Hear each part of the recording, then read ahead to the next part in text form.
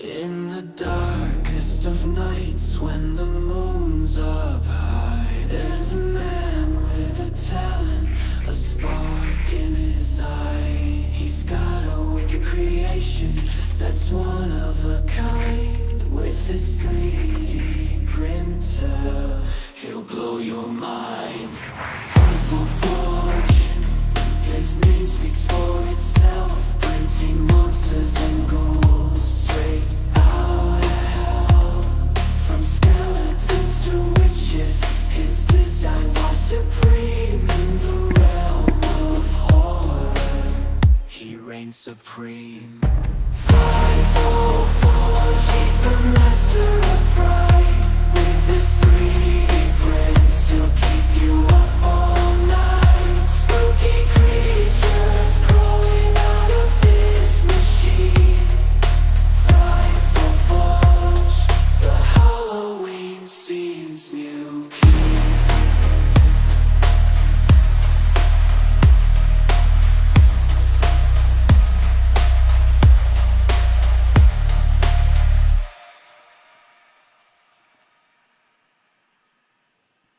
There's the crafty man who can do what no one can.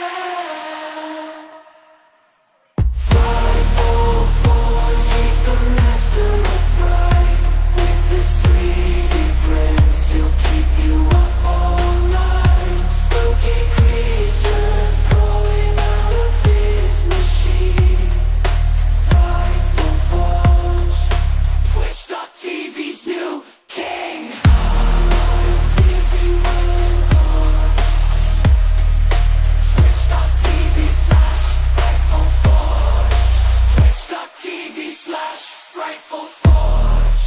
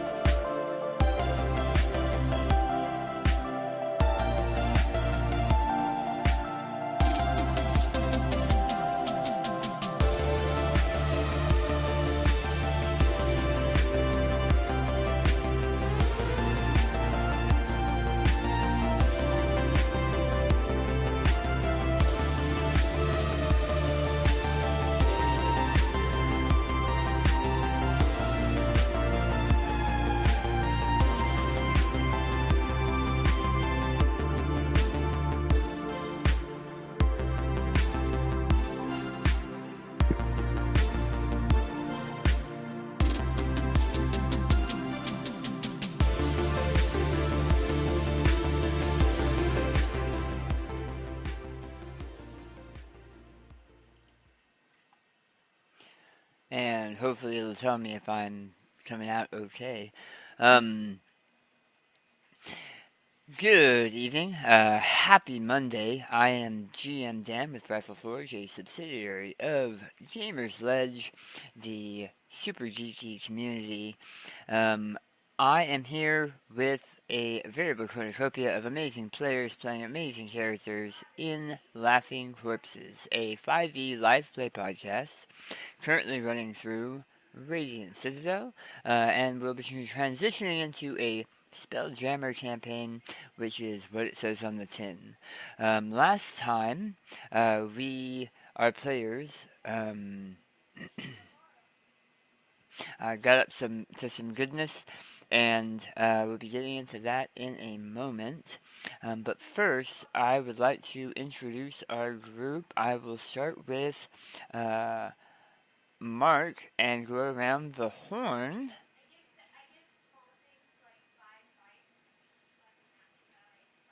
Hi, I'm Mark. I'm playing new human chef.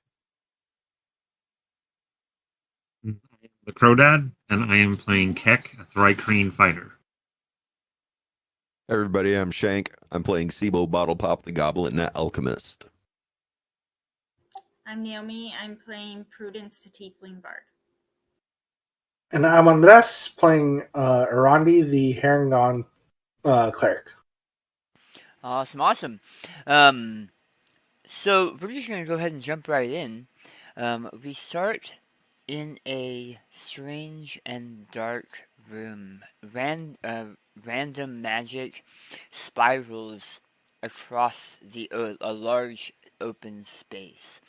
There's a central dais in this room, with darkness shrouding it like a menacing fog. In the center hang suspended hundreds of mirrors. Some of them as small as a hand, others as large as would cover a reasonably sized room. All of them tuned to a different magical frequency and showing a different portion of the wide multiverse that is Dungeons and Dragons. There are Warforged still deeply in battle in Eberron, fighting, I would say tooth and claw, but it's a Warforge, so it's metallic face to metallic fist. Somewhere deep in a war heavily forgotten. There are some windows that focus solely on the romance that some adventurers find on those cold nights out in the middle of the woods. Many focus on adventuring groups just like ours. Hovering meters beyond the closest of these floating windows is a gigantic bulbous ball of scaly flesh. A large number of That's where I left that. one-eyed tentacles rising off of the top of its face. Something like... not that. Oh man, I knew it. The Citadel was corrupt all along. It is. Much like this person here. A beholder by the name of Xanathar.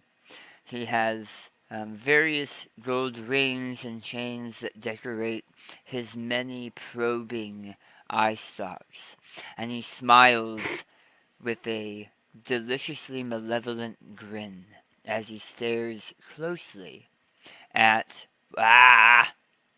one such window. I'm just gonna keep hitting the buttons, and now everyone's gone because I need to click that. Yay!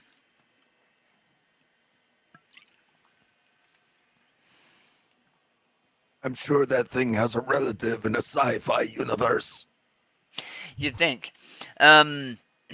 He smiles, his one large central eye darting back and forth between a couple panels, and we can see beyond him the mirror that he is so focused on shows our heroes collecting their wits after fighting a gigantic creature made mostly of disembodied and disassociated and cut off arms and hands. The creature had been calling itself Cully, because at some point, Cully, the mind of a small child who had been drowned by this creature, joined it, and used those memories to trick another young person. Nope. Named Kiana, into thinking that the friend she had watched die before her had survived. And the group was able to save the girl, stop the undead beast from continuing its dastardly plot, but also making sure it didn't rise again. When it dispersed, there were some arms trying to get away to reform later, and you guys put a quick stop to that. Specifically, the bard who shattered the leftover hands.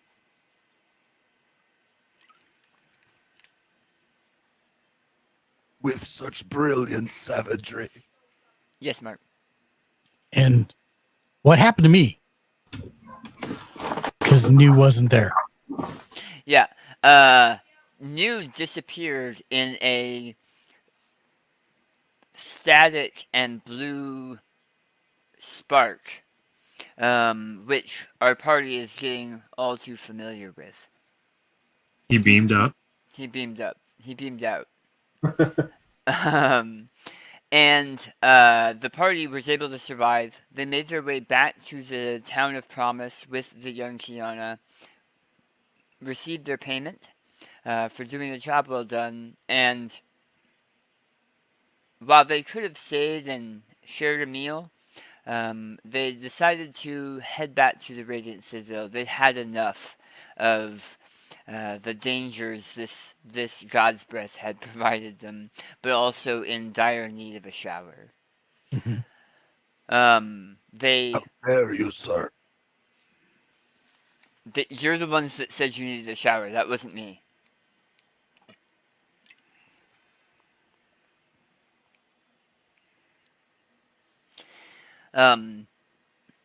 They made their way onto one of the Radiant Citadel's gem taxis that picked them up and brought them on their way back to the Citadel, and that's where we stopped for last eve.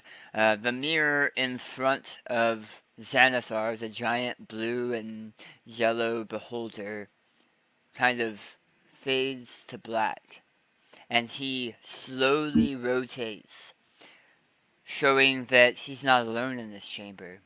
There are a handful of others of different sizes and shapes in the shadows, also watching as our adventuring party moves on. And I'm going to cut there now to our group. About halfway back to the Radiant Citadel, which is not that. That would be a strange Radiant Citadel. Back to the Radiant Citadel.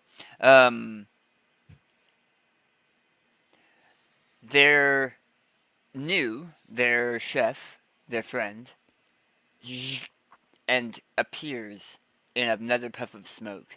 Bill Shylock jumps back because it's apparent he'll never get used to that. All right, so are we ready to go take on whatever is pretending to be Cully?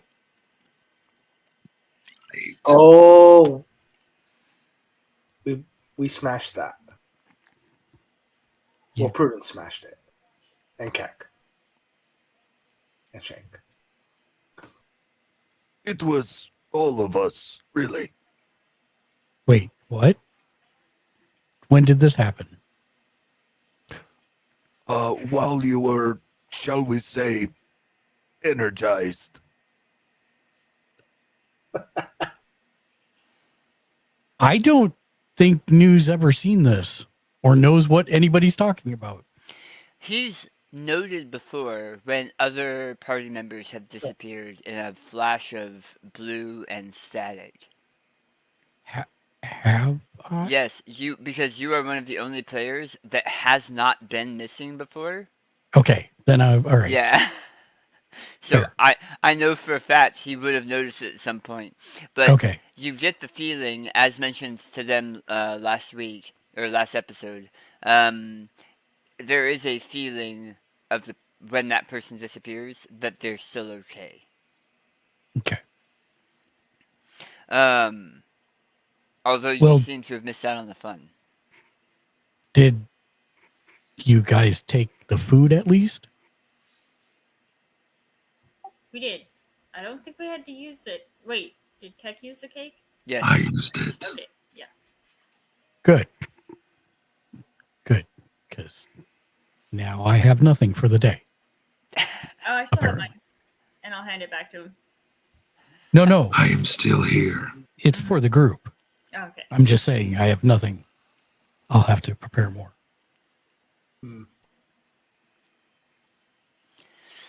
I'm glad it served you well, Keck. glad you're still here. So Go ahead. now, so then I will start to ask, what was it, and get all the lowdown. We don't need to roleplay through that. Okay. You just said it. As you get some of the more nasty details of what had occurred, the as it always does, the gem-like taxi escapes the clouds of God's breath, of the Valley of God's breath, and begins to phase out, to begin the phase in outside the Radiant Citadel. When you guys come into being, you're within the giant storm and maelstrom that surrounds the Radiant Citadel at all times. The giant storm of ethereal, majestic storm clouds that is constantly boiling just outside that range. And as you see the Radiant Citadel through your kind of semi-transparent viewport, Arandi, you feel a sharp pain. Two sharp pains. One deep, right below your ribcage, and one in your upper left shoulder. And it almost feels as if you've been stabbed. Give me a Constitution saving throw, please. Oh, that +1 though. Or a 10. You collapse to the ground. Oh, I don't feel good. Yeah. Missed it by a Are hair. we all kind of clustered together at this point? We're in the taxi. I should hope so. Oh. Yeah, Okay. yeah. We're in So the taxi. Okay. you're still in the taxi. You just saw the Radiant Citadel kind of come into being, and that's when that happened to you. Yeah, that pain in my just below my ribs. I'm holding onto it, and I think it might have been the rotten meat. He collapses down to my level. I'm looking him in the eye as he's laying on the ground. Yeah. It's like You're supposed to leave the omnivore behavior to people like Keck and I. Prudence, do you have any of the orange cake left? We're on that diet. True. Mark is talking to you. Oh, sorry. What? Do you have any of the orange cake left? Yeah, I'll hand it to him. I'll cut it and I'll hand it to him and be like, I told you not to eat that shit. It just wasn't rotten enough. And I'm gonna eat the orange cake. Mark, go ahead and make the roll. Oh God. Stand by one. As you're doing that, you are eating down this cake, and the pain on your shoulder and in your, just below your ribs, it doesn't. You have had stomach pains before. You've eaten a lot of stuff you shouldn't eat. This is not that type of pain. It feels like you've been stabbed. Like kidney stones where there's just no escaping the pain. Familiar with that? It is 1d6 plus my wisdom. So that's gonna be, survey says, 5 plus 3, 8. 8 points of damage. As you eat, and you take down this orange flavored cake, which is a very tasty cake. Have you had one of these before? No. Okay. Oh wait, yeah, I think we have. I don't remember. That's why. If you think you have, then we can say you have for role playing purposes. I would have at some point. Normally, there would be this warm kind of fuzzy feeling that goes through your limbs and focuses on the area where there's pain, the injury, right? To close up the injury, and instead it's more daggers. That's not happening. You ate the cake, it was a tasty cake, but you're still in pain. What are you currently wearing? Are you wearing your full kit? Yeah. And you're not gonna crawl out of them like aliens. Maybe. He did eat that rotten Why, meat. A crawling why are you giving ideas? a crawling claw. The prop Um come out of me. the you're essentially covered, right? You wear a shirt and pants and then armor over the shirt and pants. Yeah. Yeah.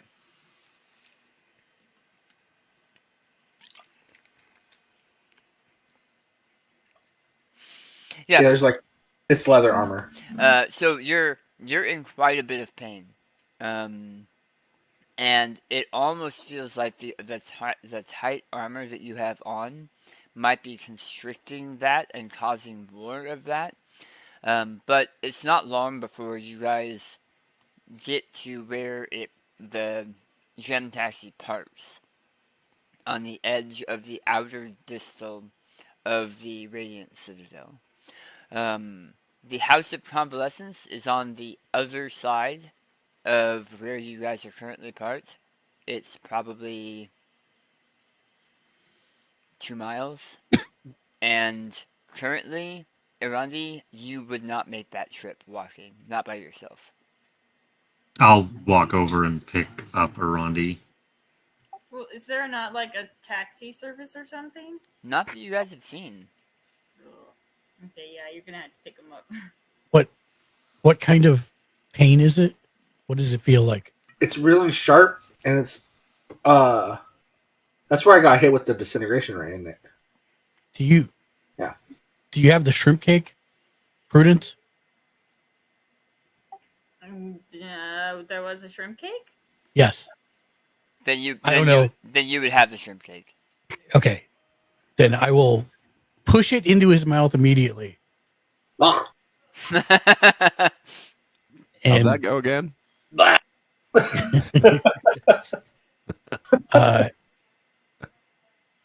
and let's try. I only get one shot at this. Mhm. I don't know anything about the rays. He says it's a sharp pain. I'm gonna say piercing damage, resistance to piercing damage. Okay. It's a really good shrimp cake. Yeah, okay. I tried. I'll start walking, carrying Arandi to the House of Convalescence, and I'm going to lean down as I'm doing it, and I'm going to say, or he'll hear in his head, "If you die, would you like to live on forever inside of me?"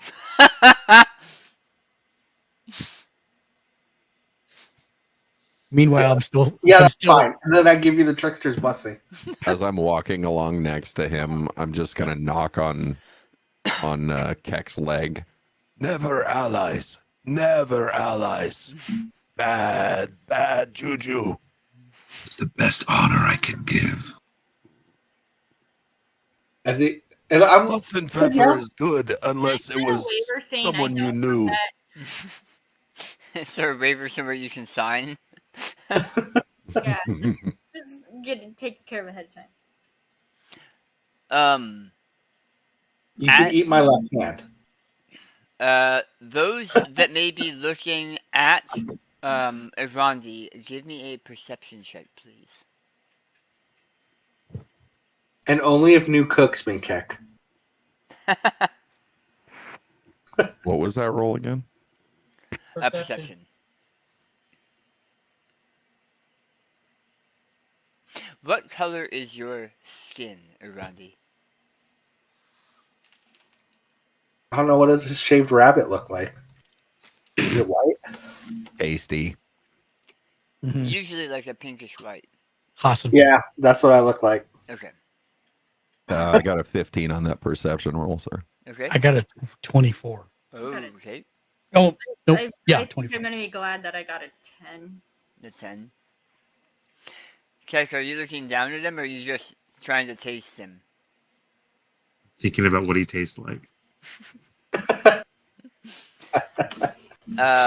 Jeez Louise. Those that got above a 15, so Sibo and New, you note that there's not a lot of skin you can normally see from a Randy. Probably like part of his hand and the area around his eyes, the area around His little his paw mouth, beans. his nose. These are areas where you would see that he has almost like a peach or pinkish skin tone. It's almost gray. The inside of his ears, gray. Like they're starting to turn like a mottled. Like he's almost gray. rotting. Like he's rotting. Yeah.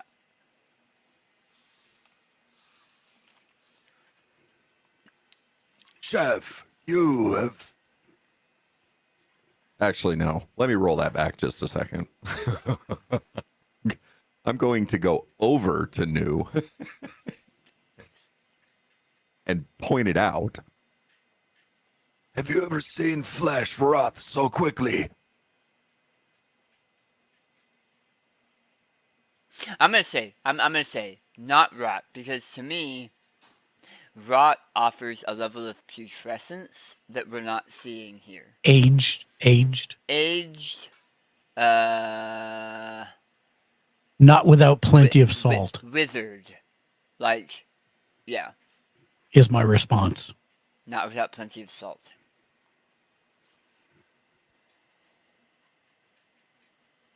As you are about 3/4 of the way to the House of Convalescence, you are met by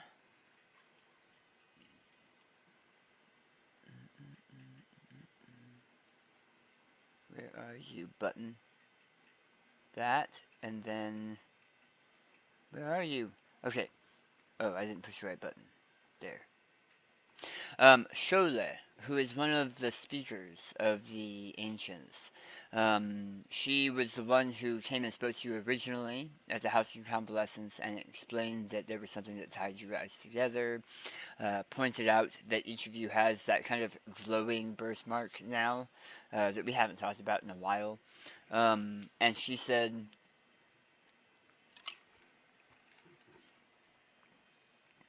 Oh goodness, I'd heard you had arrived, but I didn't know that there had been... What happened? We're not sure. Trying to get him to the house of, what was it? Convalescent. Convalescence. Not putrescence. Yeah. That's She- literally what happened in my brain. She goes, oh, yes, of course. And you can see there is worry in her eyes. And she lets out a 3-toned whistle. I don't mean 3 tones, one right after another. I mean she produces Altogether. a sound that sounds like 3 whistles at the same time in harmony. And you see a... Let's see... Boop. That one. You see a ruby pangolin descend from the sky. My gosh. It is about the size of a cart, like a horse-drawn cart.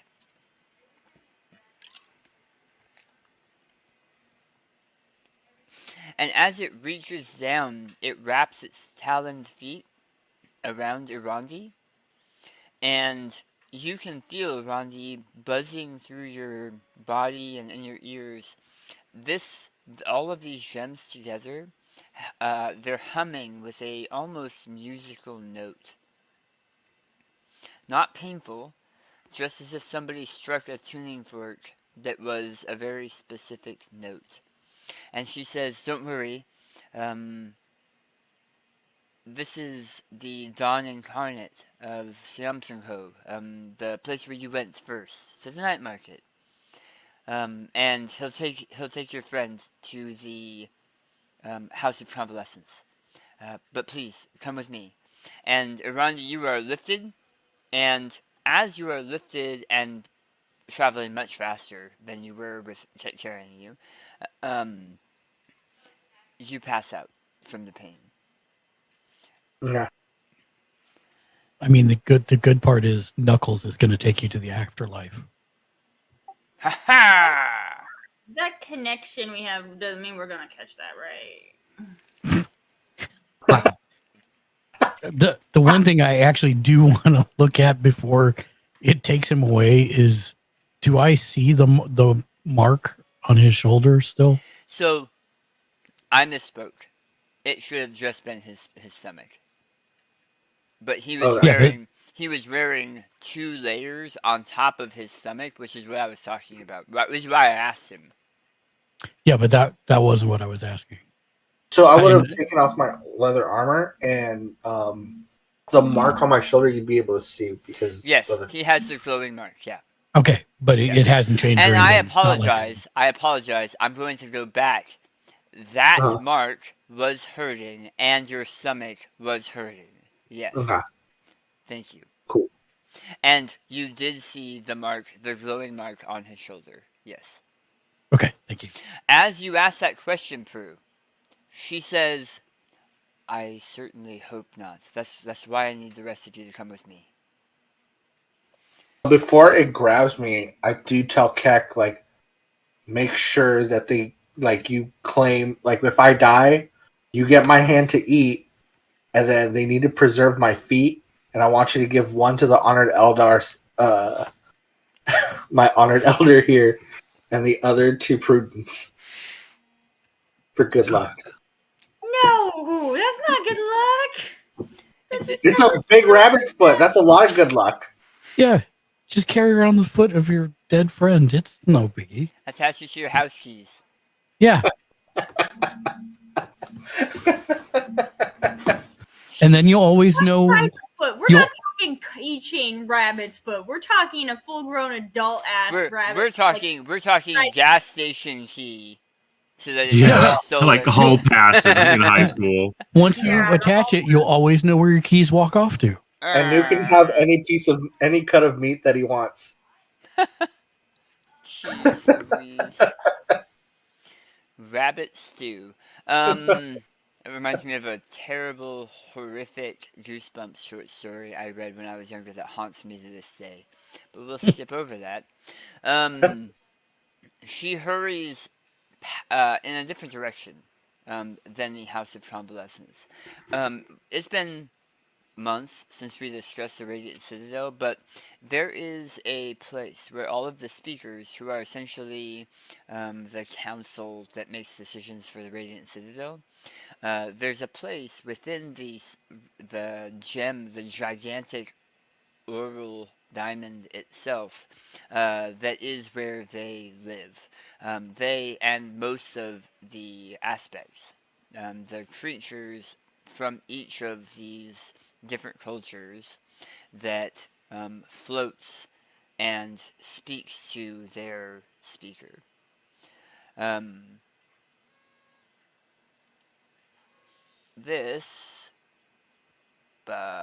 one.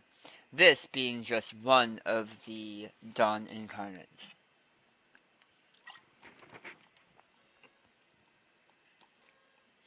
As she makes her way, where are you? There.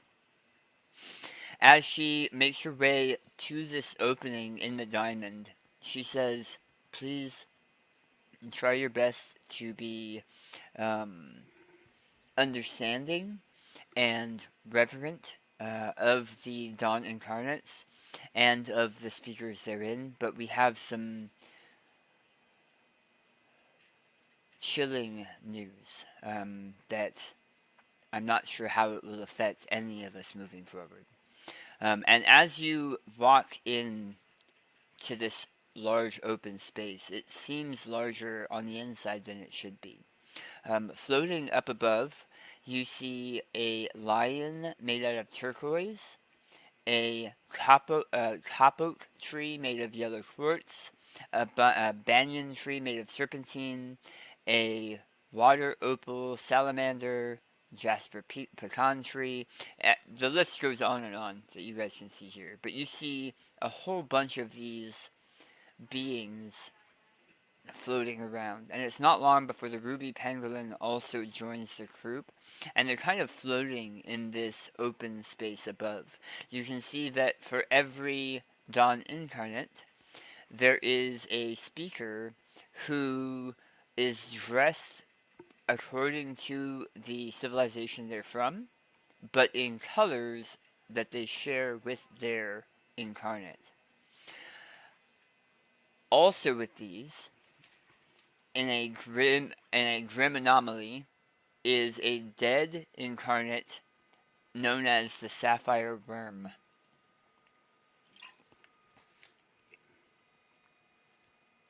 Its gemstones tie loosely to each other by some kind of strange magic, but instead of being alive and moving about like the others, it lies inert. Its gemstones blackened and cracked, and it's just kind of floating in the space above. And I'll go there. And Inside news, Hattie's going to hear me say, "Is this weird to just me? Or is this normal for you?" Not normal, New says. Out loud. The others hush. They were speaking, but they go quiet as you guys enter. And they're kind of off to the sides. Some of them take seats. And Shole, the woman who brought you in, says, late yesterday evening, we were past this, and she holds forth a small opal and says it was given to us through the Black Library, the place that handles messages and your mail. Well, all of our mail, really. Mm-hmm. And we don't usually look into or go into anyone's privacy. No. What's the right way to say that? Delve into anyone's private mail. Yes, thank you. This, however, was an open letter, and it was marked urgent. And she sets it in the center of the room, and then backs away from it, and speaks a command word in Goblin. Any of you who understand Goblin would hear them say,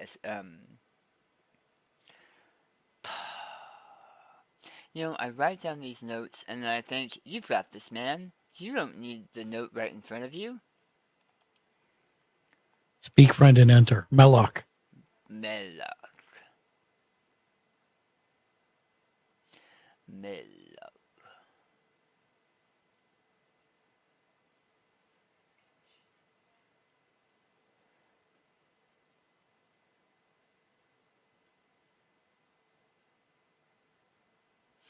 Nilbog. Nilbog.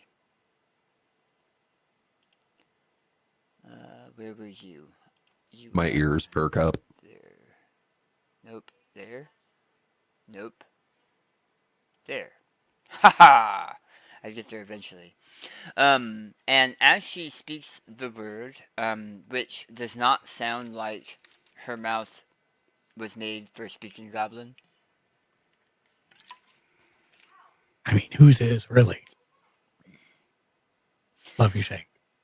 There is a goblin, a younger female goblin, that appears in a kind of shrouded mist state. It's obvious that she's not standing there. You can see through her, and she almost seems like a ghost, but in color, right? And she says in Goblin, but again, your gemstones and the Oral Diamond itself is translated, and you guys hear, oh gods, please let this reach you in time. Something is happening here. All of our elders that have died and were brought back through the magics here, they're all dying once again. They're being eaten away by time, as if something is reversing the magic that once brought them back. We don't know how to stop it or what's causing it. But it seems that all of the people that we have met, the tradesmen and the merchants here in Schult that that know anyone that's been brought back, this is affecting all of them. Not only that, but we've heard those magics don't work here anymore. I don't know what to say or how this is going to affect you, but if there's anything you can do, please help us. You're our only hope. And it and then the gemstone disappears. All of you have memories of Irandi's life stuffed in your brain.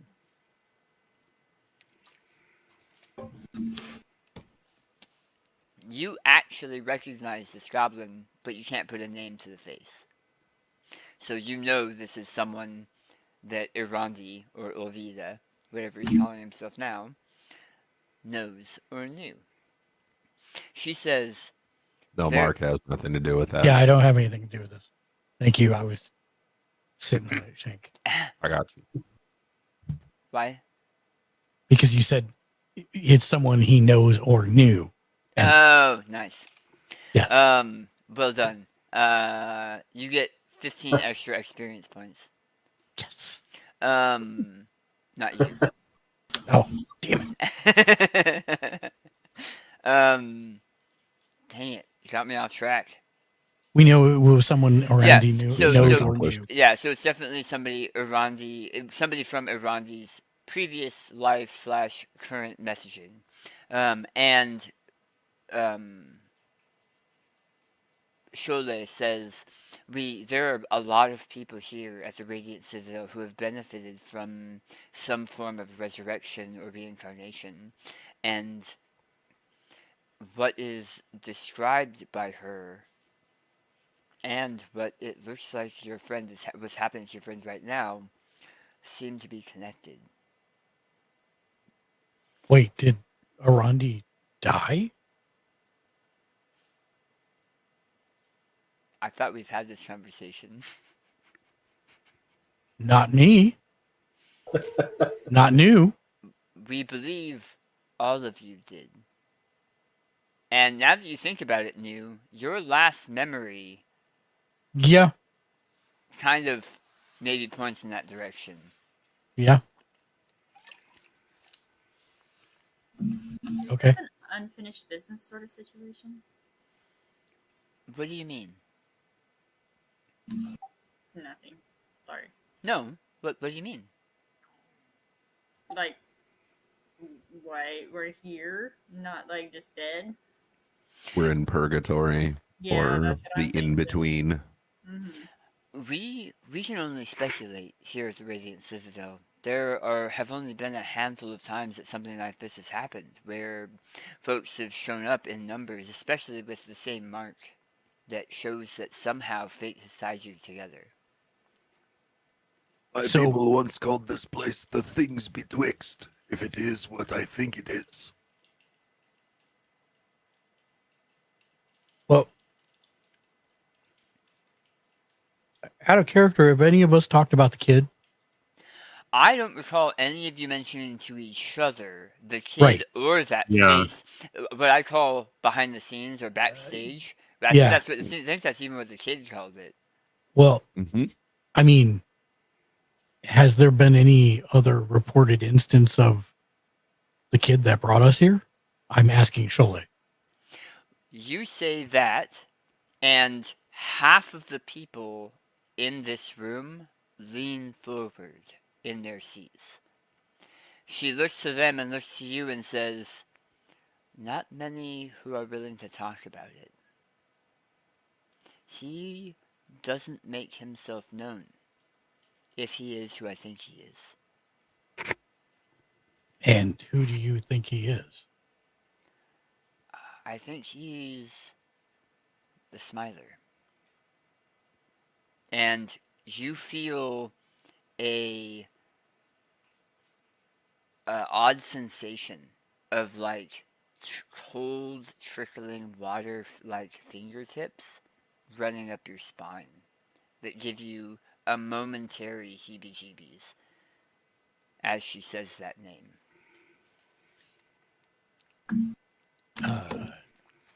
That's a goblin who unpleasant. went by that name. He mostly doesn't interfere, doesn't take up arms, doesn't grant anyone boons or make any decisions. But sometimes he plays his games. And sometimes those games are beyond us. But that's a guess, based on the little I've heard. Very few talk about that space or remember it. As a matter of fact, if you remember it, that's rare. I don't think we've talked about it, but I kind of get the idea that you all saw him like I did, right? I saw him. Is this Smiler considered a malevolent force?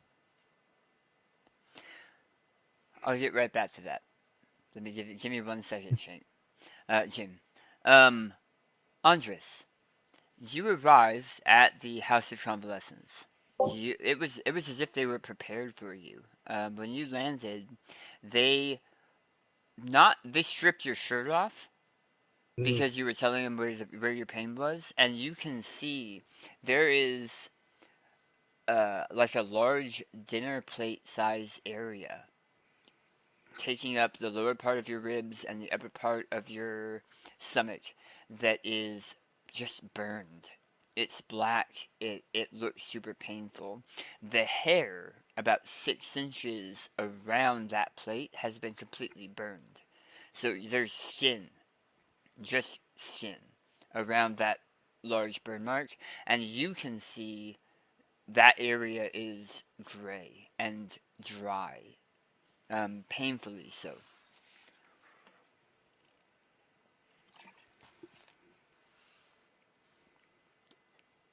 If you had doubts before, I'd argue you probably don't have those doubts now. That this probably has something to do with that. Under normal circumstances, you've been injured before, and even back home when you were injured, you had some form of, pardon the pun, but convalescence. Yeah. They don't seem eager to do that. They hastily place a amulet around your neck. It's on a thin piece of twine, and it is a watch, a small watch. You've never seen its like. It's about the size of a gold piece, and you can hear, especially you with your gigantic monster ears, you can hear something clicking around inside of it. And as soon as it's placed on you, the pain is almost completely gone. But you hear everything in an echo. And as you move your hands and your arms, you're almost seeing an after effect. That's slowing things down. It looks like it's doing something like that, yeah. Huh. Does it look like it's rewinding?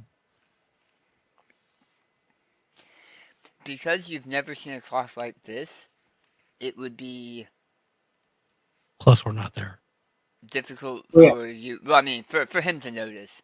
I was asking for descriptive clarity. Yeah, Sorry. for descriptive clarity. Yeah, I got you. It would be difficult for you to tell if it's going forward or backward. There are parts Because on of it. the blur and the time dilation. Well, also because there aren't really clocks.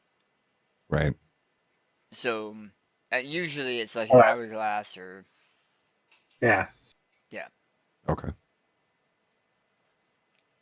there are things that are moving, and they appear to be moving forward if you're reading it correctly, but you have no idea what it's doing or how it's doing it. It does I am seem an like alchemist. I am not one of those fancy hoity-toity chronomancers.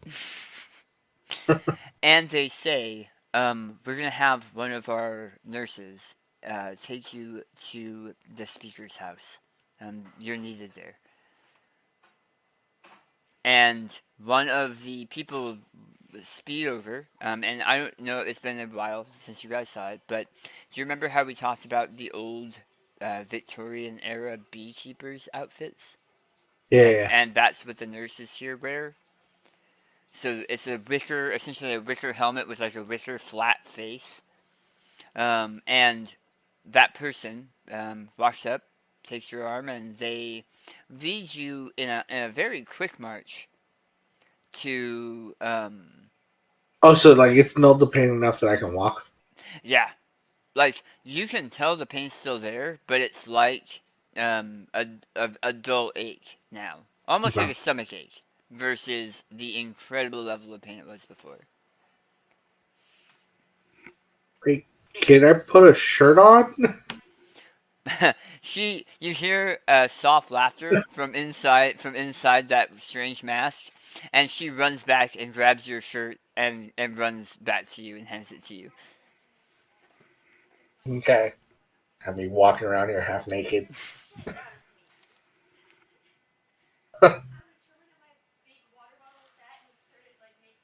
Humming sound of it doing that. I haven't had that around here in a while, and I thought something burst in the freaking attic. You make your way into the room. You see the room as I described it to them, with these floating gem-like creatures above you and the people arrayed in front of you. Um, you see your friends standing there in the group as you kind of walk up. While the amulet is on, the pain's lessened, but the wound and the gray coloration is still there. It hasn't altered any of that. And you come in on Sibo. What was your last line? I think it was. Is the Smiler a malevolent? I think Oh, is the Smiler a malevolent, considered a malevolent force? that's what you walk in Mm.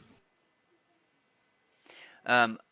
I Yeah, you guys look behind you and you see Irandi just walking in, and he doesn't look to be in the same level of pain, but you can definitely see the discoloration beneath the fur. And his eyes are a little bit more sunken than they have been. Does he look emaciated? Yeah. Which is weird because he usually looks like he's hungry, but he's a rabbit. Like, Mm-hmm. My antennae are twitching, but you can't tell if it's from happiness or disappointment.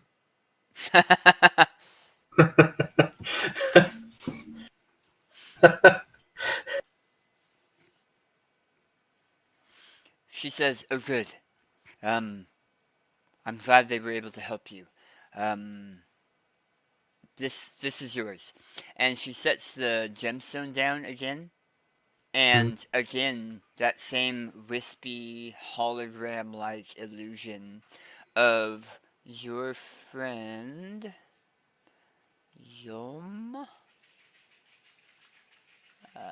Yams. Um, where are you? There you are. Your friend Yams appears, and she looks worried.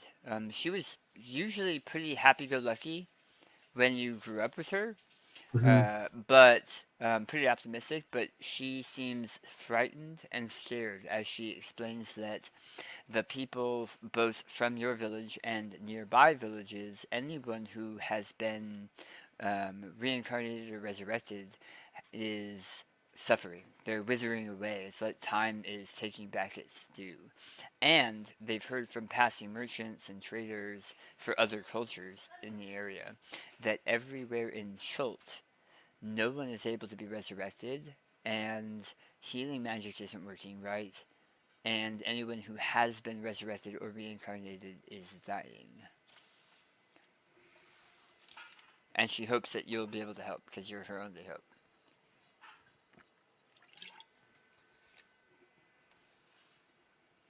Well, and I kind of like lift up my shirt and look at the wound like, I don't know how much help I can be.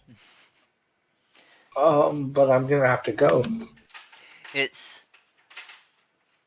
if I can. so when you said that, you could see a weight being lifted off of Soleil's shoulders.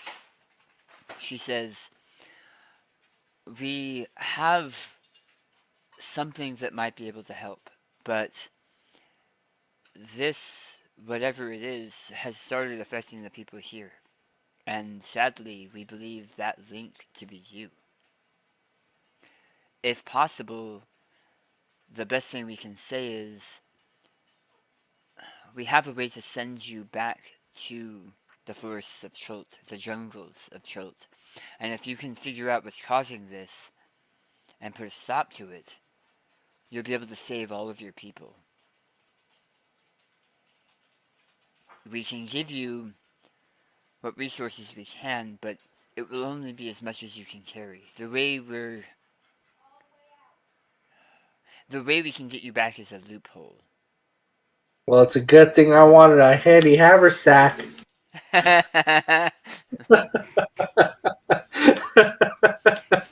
Fair point. Take the group's newly acquired handy haversack. No, I wouldn't do that. Okay. Then I'm considering like, because if it's affecting people now, then I should go before it affects you guys. So, yeah. It'll take us probably until tomorrow morning to ensure everything is completed on our side. So, maybe take the night, have a good meal, and then we'll be ready. Okay. And I'm going to go use the restroom because I'm drinking a lot of water and I have to. Yeah, I've been doing let's that too. take a break. Let's take a break. Let's 5 minutes. Yeah. Okay. Yeah. Okay. Can we make it 10? Or are we too no. early for that one? No, we can make it 10. So be back at 45. Yep. That's good. Thank you.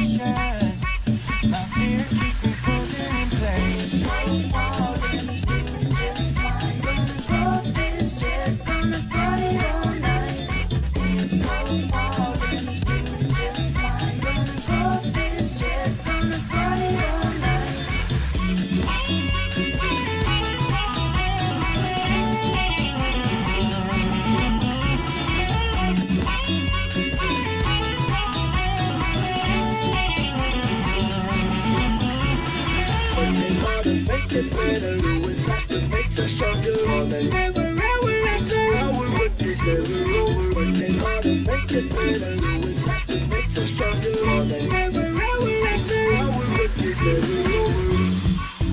know, I live life, I die on my own. I don't want to die on my own. I just want to vibe in my room, I know. 2 pints and a packet of crisps. I tell her wait right there. I'll be back in a bit. She got these pretty brown eyes and she's licking her lips. The way she look into my eyes when I'm pinning the split. I can't take. Oh, my mama's coming, dragging a fireplace, conspire. What all of the followers require. Supply it to my buyers, I'ma hit the no higher. Whistle tone like Ariana, send it till I retire. Ooh, I like this one. Sitting on a log in a bog in a fog, not a dog with a blow or a hog on a jog, you know.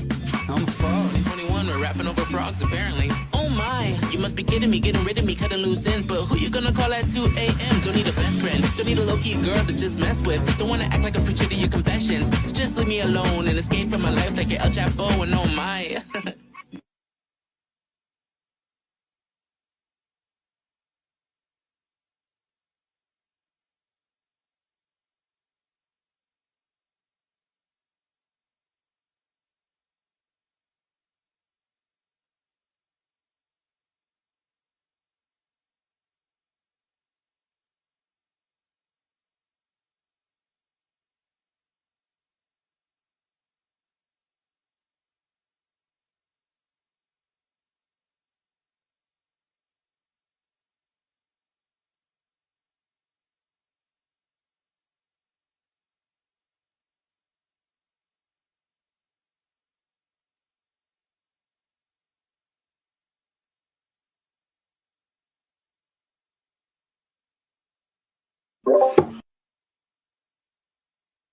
Ooh.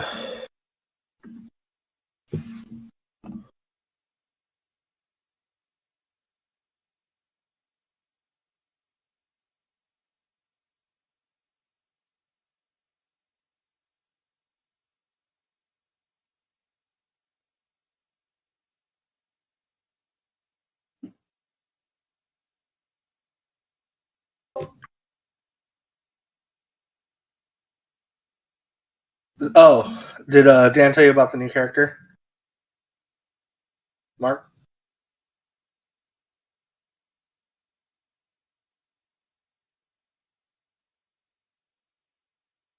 Just because we felt we probably could use another fighty type to do some damage. So I'm bringing in a monk. Gotcha. Gotcha. Why? I realized we were all trying to put support spells on the one fighter. Yeah. Yep. Yeah. Well, that makes sense. Trying to figure out why my prompts are not working here. Bro, my friend It was says it's calling me playing and it, it went on my laptop, but then and it doesn't. I answered it Oh, on my that's phone, what so now my laptop is like bugging. It's just.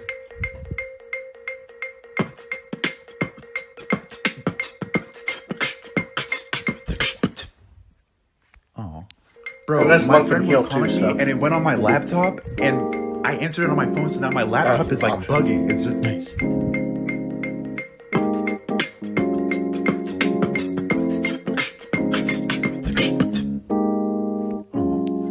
Bro, my friend was calling me and it went on my laptop, and I answered it on my phone, so now my laptop is like bugging. It's just. Your laptop is bugging cause you answered the call on your phone. It stopped on. Bro, my friend was calling me and it went on my laptop, and I answered it on my phone, so now my laptop is like bugging. It's just. Your laptop is bugging cause you answered the call on your phone. It stopped on. Bro, my friend was Focus calling on me and it went on my refrain. laptop, and I Every answered it on my day the phone, so bar now my shit's laptop where is like I go. bugging. It's just. Open up the cage. Trying to people please and bring the party back. Purpose in the body bag. Going back and forth for ping pong just like Atari. She got me bugging. But yeah, Wishing Mark, that you would love me, but you know you even with fucked up. dying all the time, I'm still like enjoying that game. Hey, that's crazy. Restart the thing, baby. Cause if it's bugging out, how about Yeah, you no, go I did call Dark the and ladies or Darker. the I don't know gentlemen, why. of course, you know ain't no discriminating. I Yeah, I go just by haven't Slim gotten and to I play ain't never say. today. And I'm sad. Bugging cause you answered Maybe later. Funky bringing and bringing, I'm not the answering type. hypnotized. She gave me head through my Mac, call that laptop. I had to put his ass on mute, ain't no back talk. My phone keep ringing and ringing, I'm not the answering type. I'm so slow, so I feel I'm sea-slugging, but these hoes keep coming, so I feel like I'm bugging on the beat.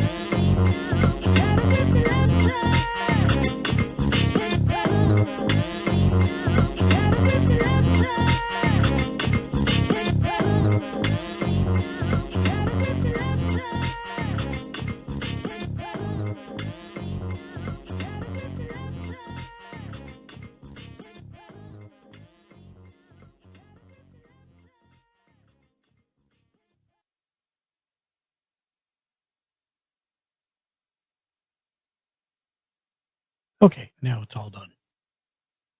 Yay.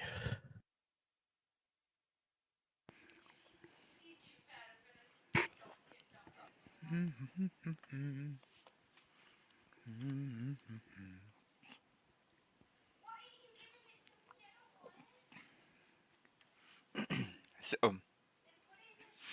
the 2024 main 3 books are out for D&D. Mm-hmm. Yeah, the new rule set. I'm The not 5.5. I'm not fully interested in updating this game that we're playing yet. Cool, thank you. I appreciate it may that. happen down the road, but Because I know nothing about the new rule set. What I know is it's horribly broken. it is extremely.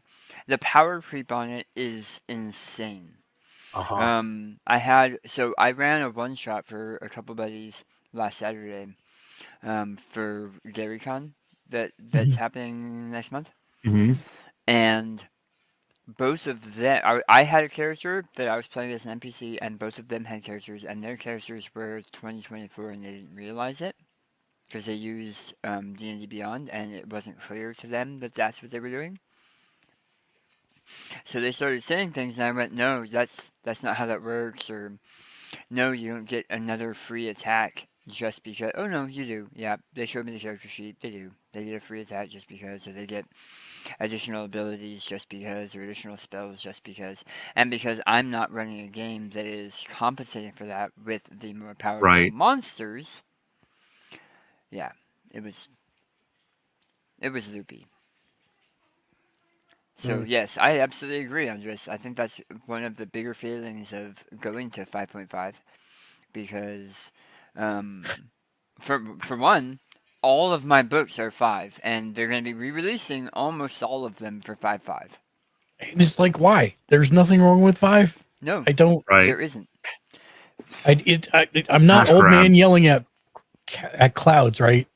There was a actual 12-year difference between 3.5 and 4, right? And then there was another 10-year difference between 4 and 5, and those were dramatically different systems. Which is funny to me, because if you were going to do a fast release, it should have been after 4.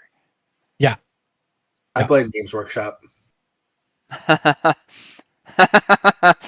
I mean, it's funny, but it's sad. But it's funny, but it's sad. But it's true. It's true. It's sad. True. Yeah, I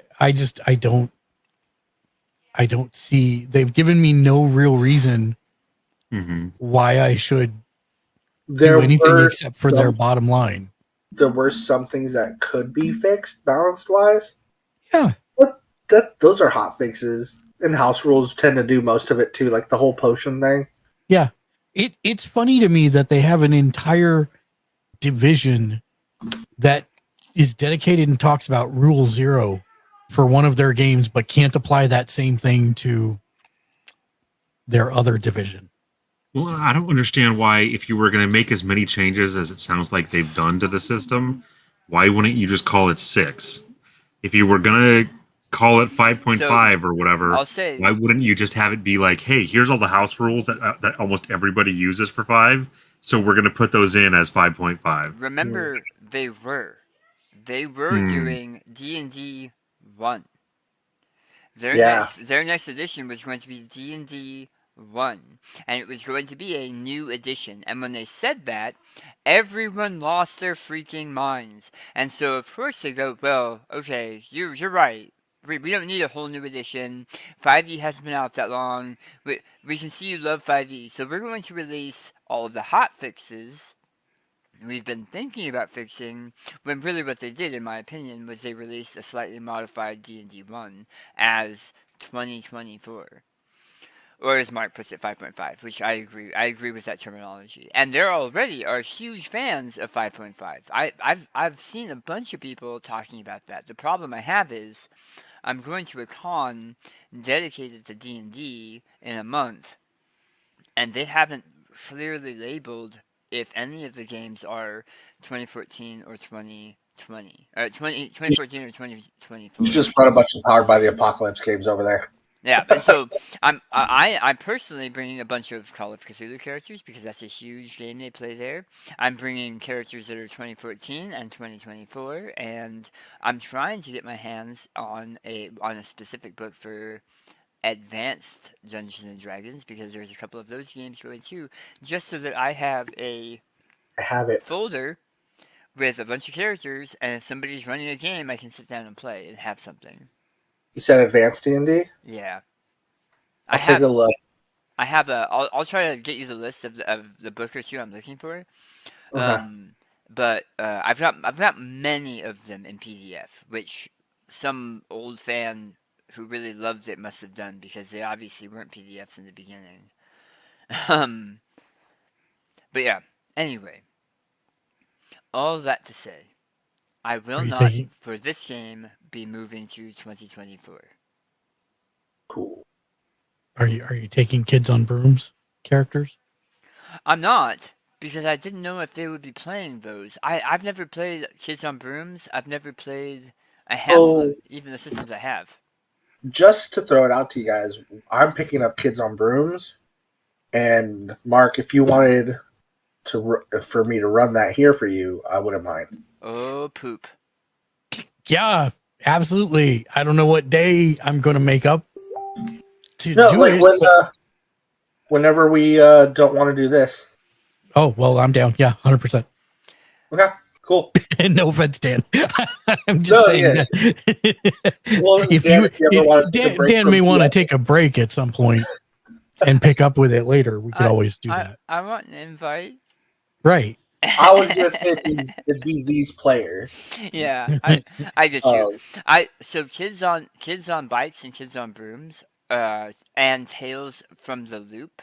That type of game, I absolutely love. I just have never gotten a chance to sit down and play it. And I mean, even here we do KDM, Kingdom Death Monster, every first Monday of the month.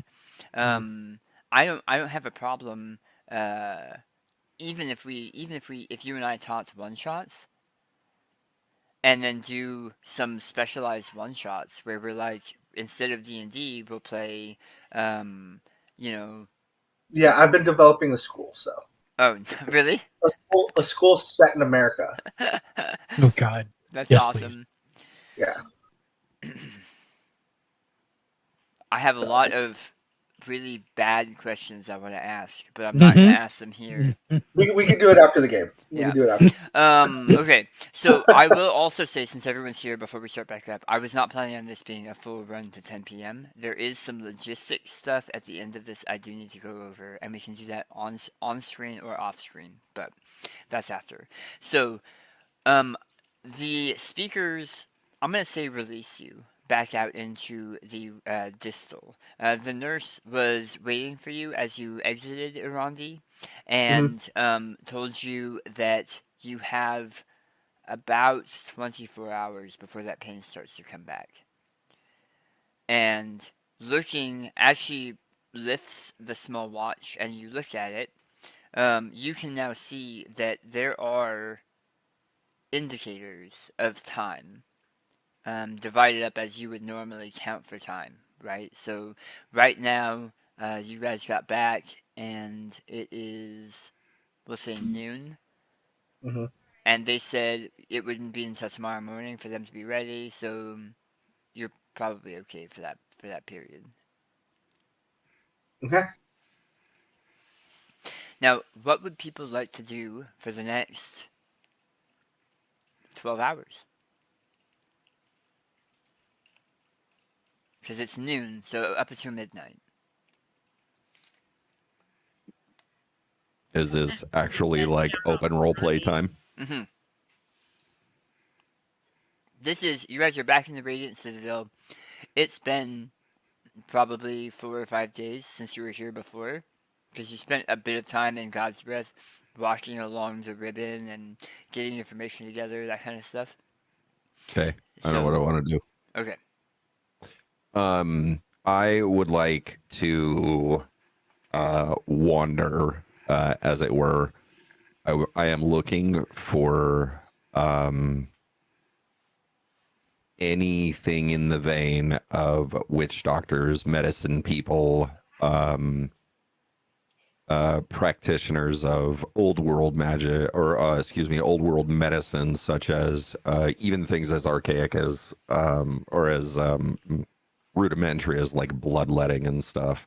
Okay. And what I'm looking for is any like a potential RP way, I guess, above table of improving on the healing abilities of my painkiller bomb. Okay. And potentially making it something that could be consumed that might like cleanse. Okay. How about you? We'll go with new. We'll go around the horn. New. So, knowing that Arandi is going to be leaving you in 18 hours. Wait, I don't understand. Preface that. I don't understand. So, what they were saying in the speaking house and what Arandi volunteered for is he's going home.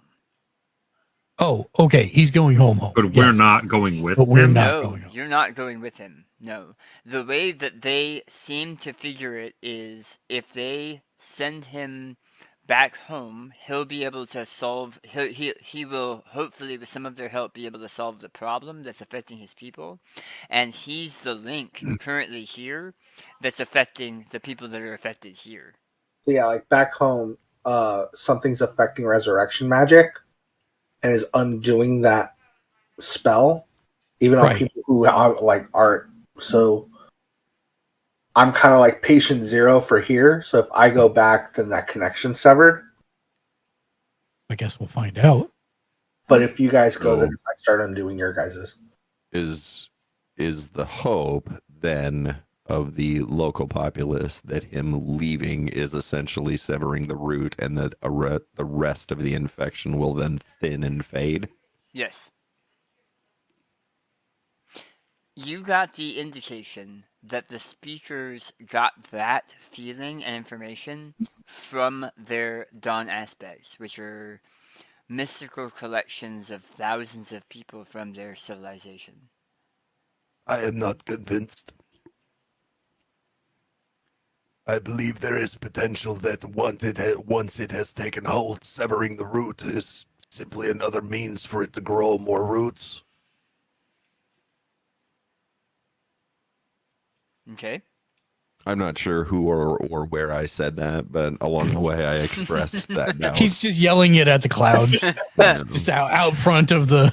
No, Mark, I've got to go back to the roots, man. I have the sandwich board on. Oh, there you go. Nice. And where did he get a bullhorn from? So he's standing on a soapbox. Yes, we'll get off this. I was on a plane at one point in my life called New York. I'm sorry if I did not make that clear. That is not the next module you guys are running. Chasing down Arandi. I see. We're not going to New York. No. Oh, damn it. Yeah.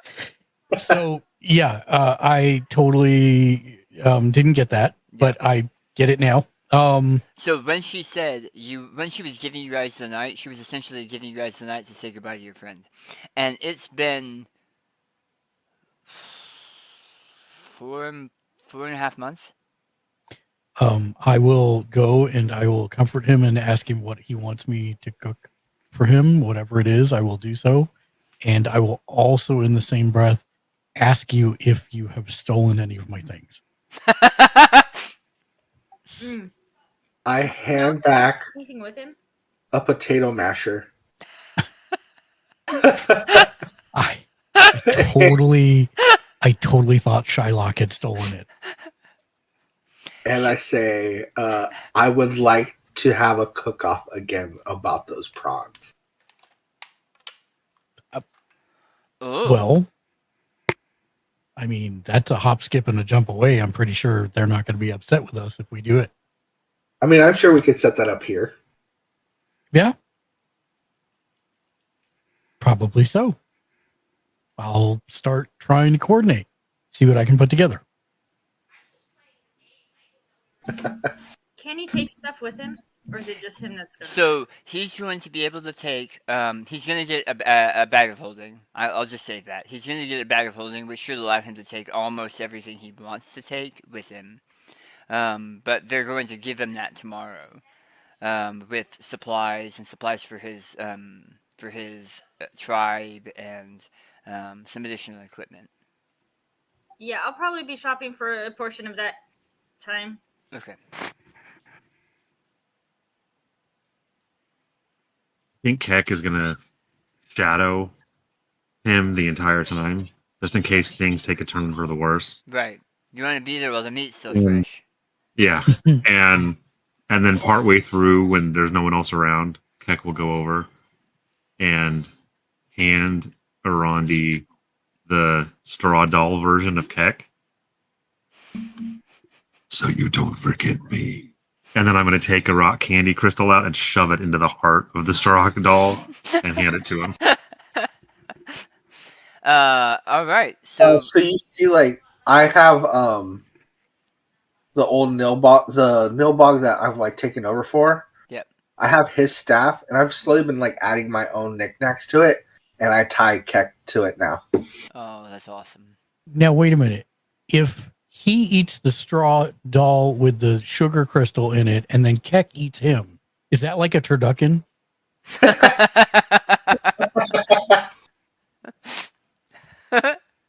Sorry, that's how my brain works. It's all Kecks and Arandis all the way down.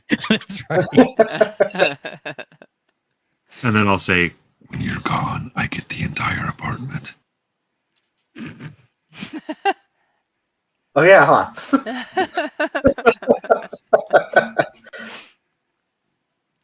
Okay. Mark. Yes. How are you going about... well, first, sorry, Sibo. Does this new knowledge change what you're planning? Knowledge about me? No. Knowledge you of mean what they're doing? Well, knowledge of what everyone's doing, but also that Arandi is leaving tomorrow on his own. Yes. Okay. So I will do the same as stated, but on a bit of an abbreviated timetable. And whether or not I find anything that might work to improve my painkillers, I am going to brew a few, or I'll use a day of reagents to make a pack of painkiller bombs, and I will bring them to Arandi probably about halfway through that timeline, and probably spend some time chatting, and then I'll give him the pouch of painkiller bombs and just tell him, These can simply be smashed on the chest. They will help. They will dull the pain if it comes. And it's still a bomb? And I'm looking at like... You don't have to worry. I self-tested them before I brought them to you. I feel amazing right now. Like B-O-M-B bomb or B-O-B-A-L-M bomb? Let's go with the second one. Weird. Thank you, Honored Elder. This gift means a lot. And I give you the Trickster's Blessing, so you have advantage on stealth checks for the next hour. In your honor, when I make my first and following poison bombs. They will always be blessed by the trickster god. That's right. And I give you my some of the herbs for my poison kit because it's different than the stuff that you would have access to. Okay, cool. Just because a lot of it would have been from chalk plants. Frog stuff. Yeah. Okay. Let me find a place to put that down.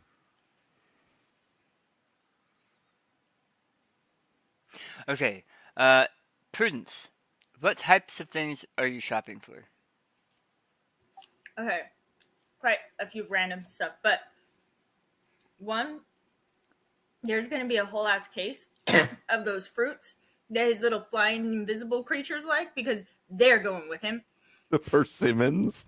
Yeah, we're just a whole because, and if I find someone that can figure out how to chain those guys, I'm going to, because he's taking those with him. I was waiting to see if anyone was going to remember that. No, I do, because they bug my, was it Chad? Oh, yeah. I was getting them with me. Chad out a lot. And so it'll be like a case of those and like some provisions, more food, because I know that New will cook him up some food, but like preserved meat, so he won't try to eat rotten meat anymore. Mm-hmm. And just like preserved safe foods for him to be able to take on his travels and like that. Okay. Creature comforts. Okay. Specifically for those creatures because they're going with him. All right. There seems to be a deep-seated like loathing of those creatures. Mark. So I am going to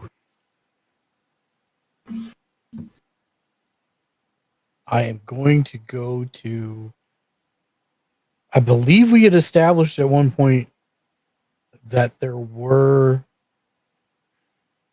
wasn't a chef's guild here, there was like a loose association or something on the Radiant Citadel. Yeah. With different like not food trucks. Yeah, stalls and stalls yeah. And stuff, yeah. And you've actually cooked at one of them. You supplanted one of the chefs to use it for yeah. Yeah. So I'm going to see if I can get some vats, and then I'm going to send Shylock. Okay. And a real person. I will pay a real person so Shylock's not dragging stuff across the ground once he obtains it, to go to the night market and buy crap, I don't have a tank to put it in.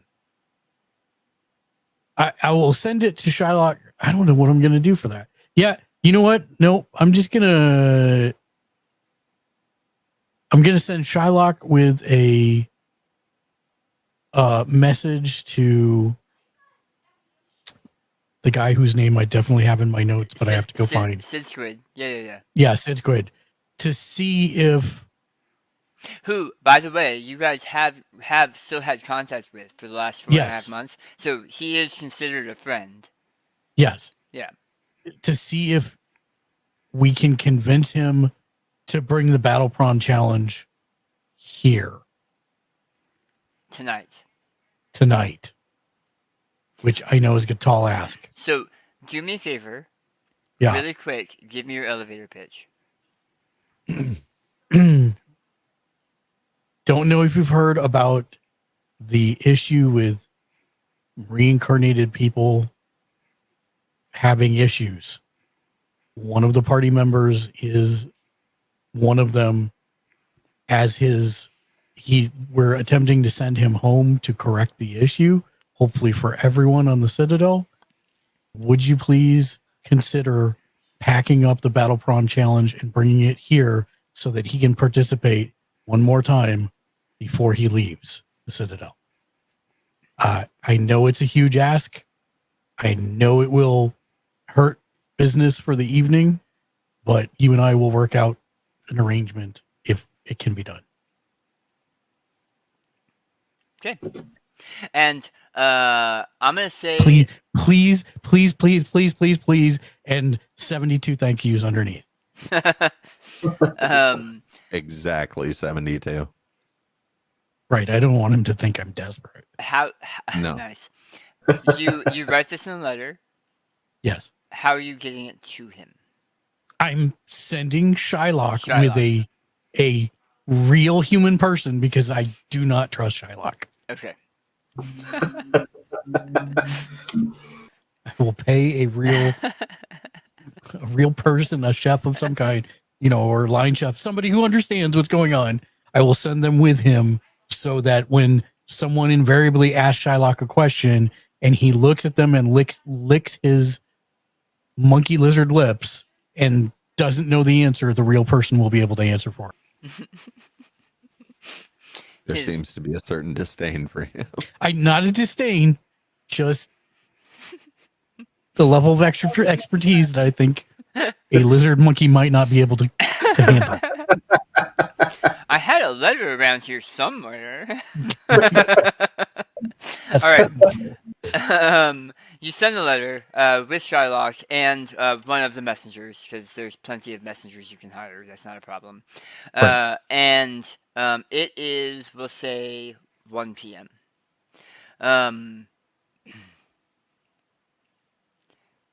By 3 p.m., and I'll come back to the rest of you in a second, you have got a letter that says, be prepared by 8. Okay. Or will be prepared by 8. And that's all that the letter says. And it's written very quickly. Mm-hmm. And Shylock didn't come back. The messenger came back. Shylock didn't come back. Yeah, that's okay. Yeah. So that was 2 hours of time that Keck, you were following Arandi around. You, Sibo, you're able to find a couple different places. The Radiant Citadel itself doesn't have a lot of variation when it comes to a lot of different types of shops, but what you have found has been kind of what you were looking for. 14 different civilizations are going to have a lot of different medical trainings and procedures, especially when it's not magic, right?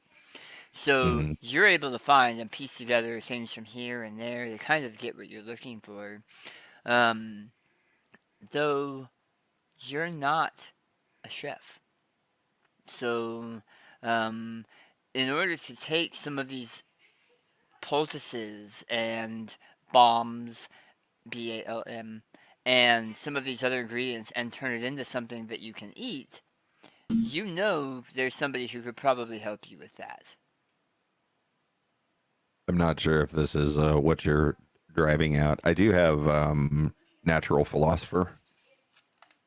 I have it written down as half proficiency bonus roundup to identify herbs, potions, poisons, and alchemical goods. No, I mean, that makes a lot of sense, and that's definitely something you have training in. I only meant Mark probably would probably be able to help you with the cooking aspect. Taking all of these ingredients that you found, all of these different types of healing and homegrown healing, and it's taking you the majority of the day to get all of the pieces together. But it's converting the alchemy into culinary. Okay, so like I might be asking him how he infuses the intrinsic qualities into his foods that he does, and how I might relate that in his terms to like making a roux and bottling it. Yeah, that's more of what I meant. Yeah. So you were able to find enough of the people to get to know where to find the information, and they were more than happy to share it with you. Most of them don't see curious people that aren't in need. of their, you know what I mean? Like, you're showing up Yeah. just to learn, and usually people are showing up because they have a medical need. So they were more than happy to gab at you with really interesting information.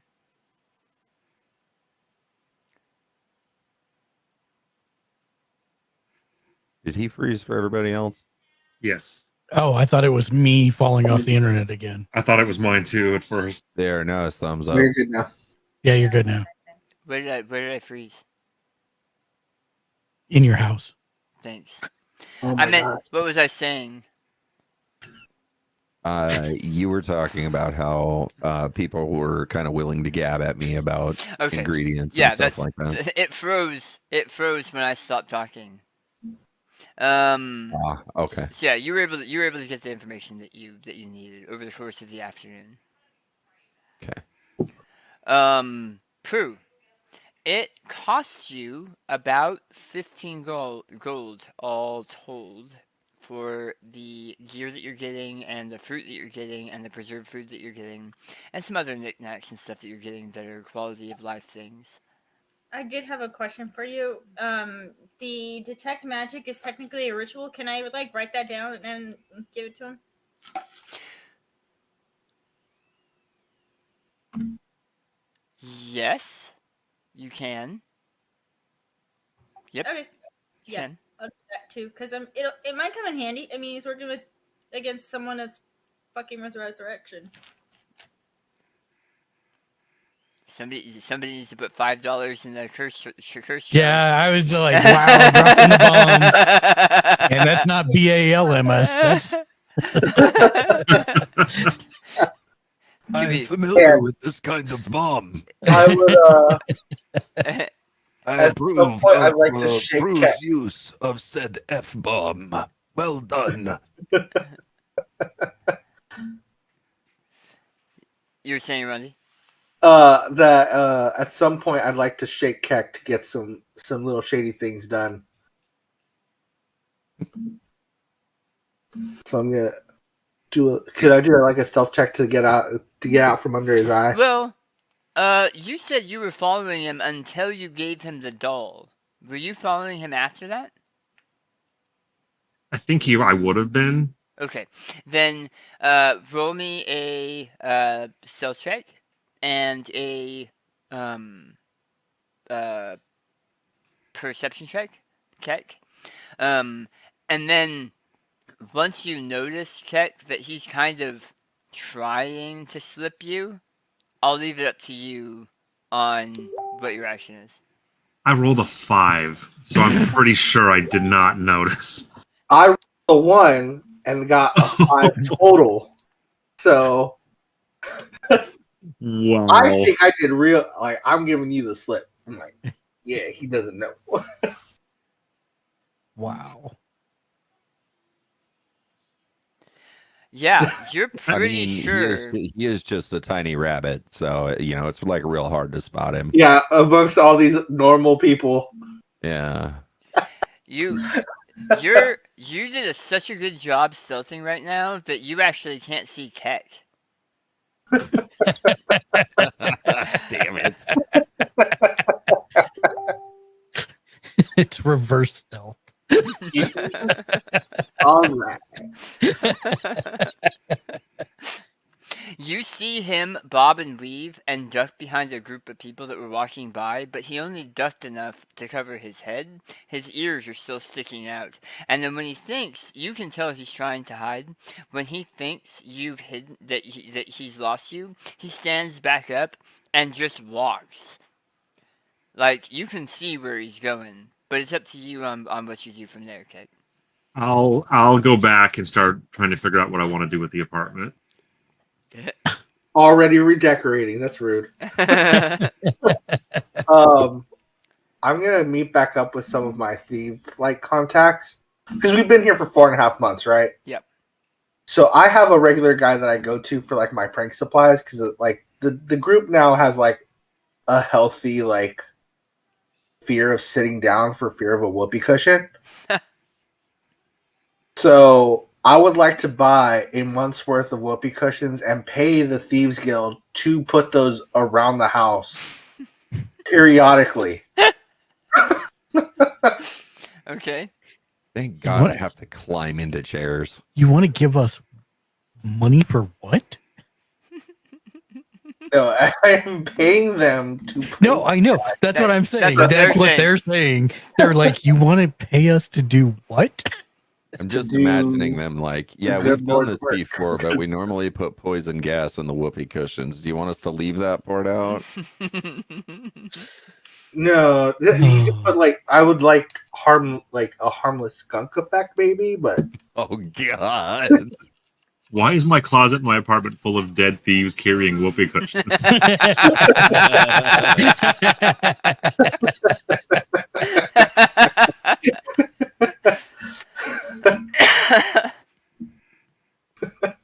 so that's what I'm Okay, doing. that's what you're doing. Okay. Setting that up. All right. So Arondi while is the gift that keeps on giving. yeah, as soon as I get the message back, then I'm going to start heading to the council and seeing about spreading the message that the Battle Prawn Challenge will be happening here on the Radiant Citadel tonight, to try and get as many people as possible to come and watch. They, as a collectively, there's a couple of them that are very stoic individuals, but the majority of the speakers love the idea, and you can see them speaking what you assume is telepathically to their large animal companions, and they all leave through the doorway, all these giant floating gemstone creatures to spread the word. Nice. And I will ask if there's anywhere else that they recommend that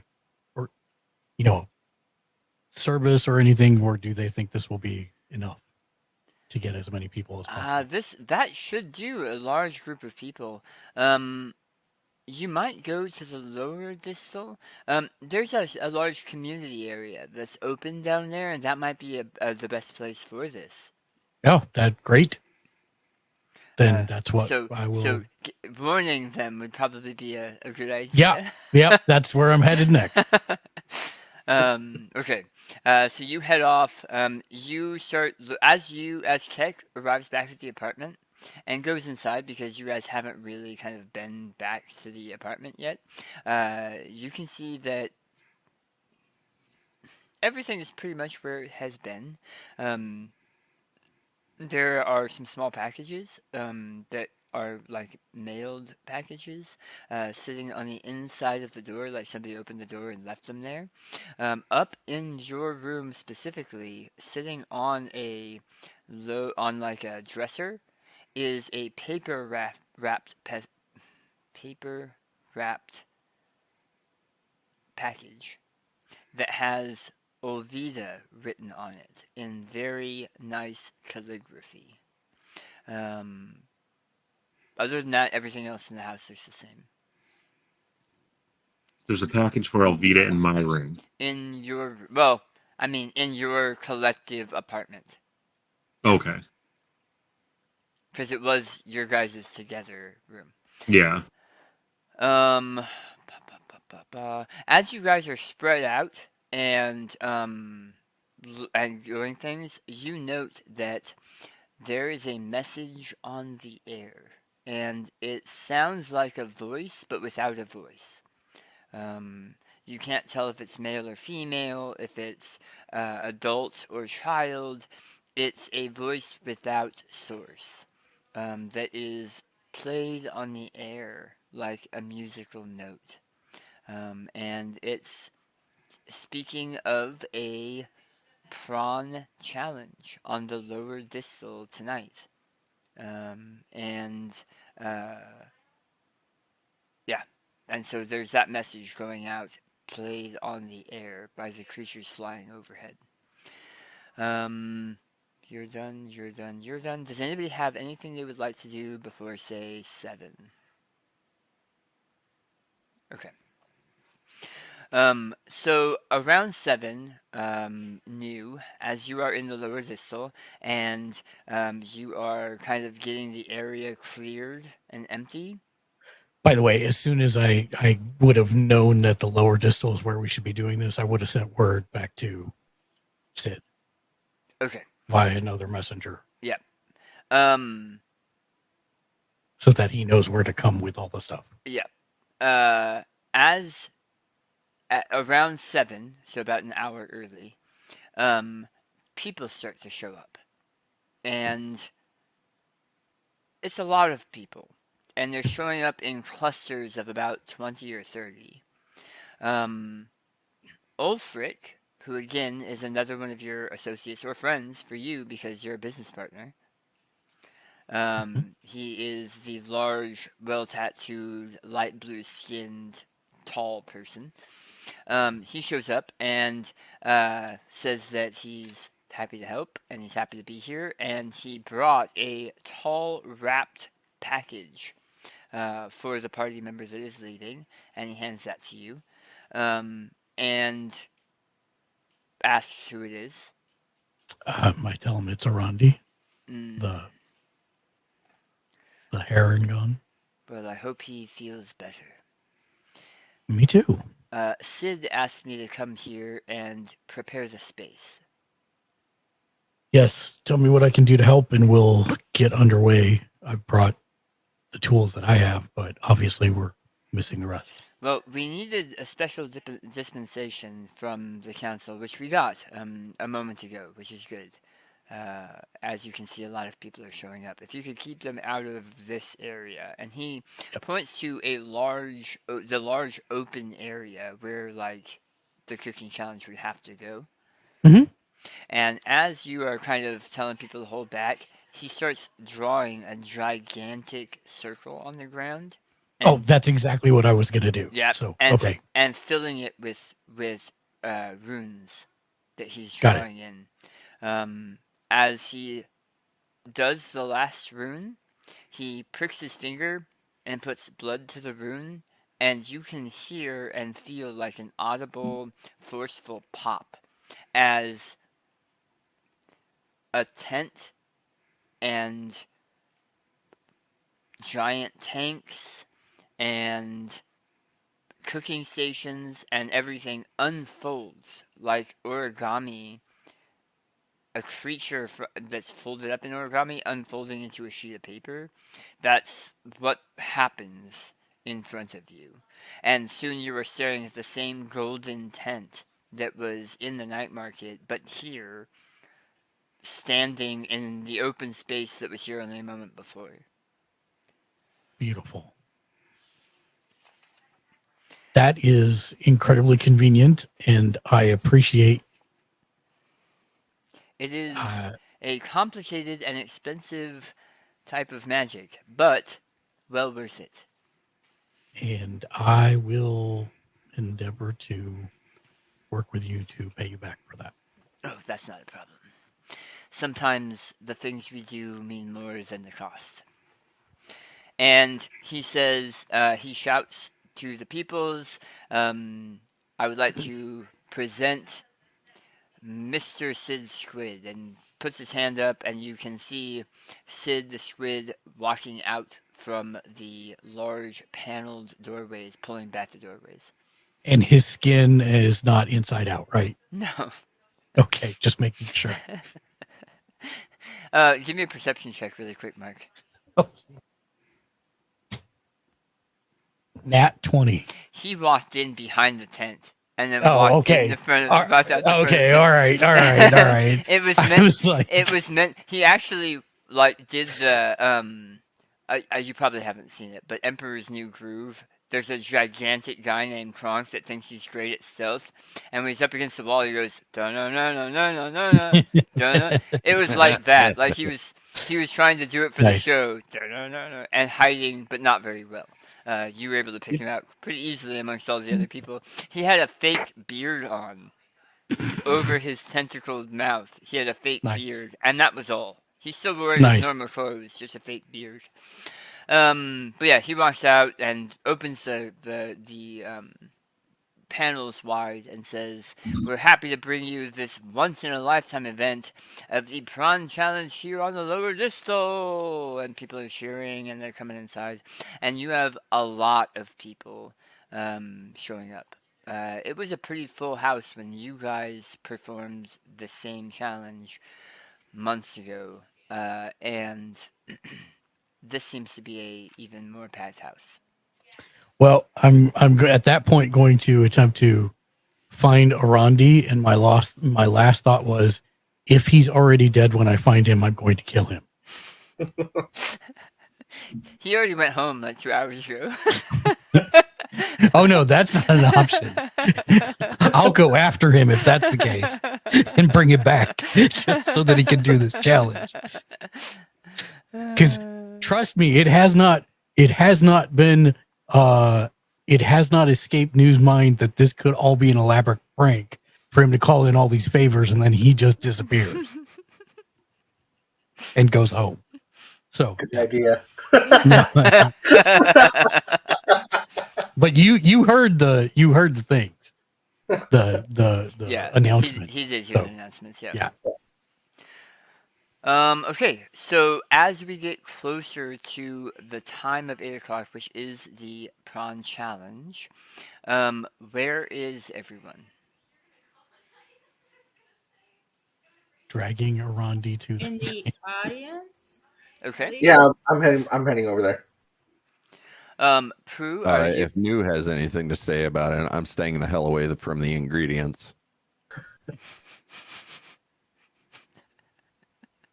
Are any of you planning on assisting Arandi or If New has anything to say about it, no. I'm not going to. Not this time. So, Keck? I would have grabbed the package for Arandi. Okay. And not figuring that he's going to be at the event, I would have brought it with me to the event. Okay. I can assist if somebody needs it. If needed it, okay. Yeah. True. We have to fight and prep. Yes. Yes. I don't need the help. Ooh. Okay. Ooh, that's ballsy. Oh, sure you don't. And boop your nose, and that's your bardic Foolish. Oh. Bardic inspiration. Okay.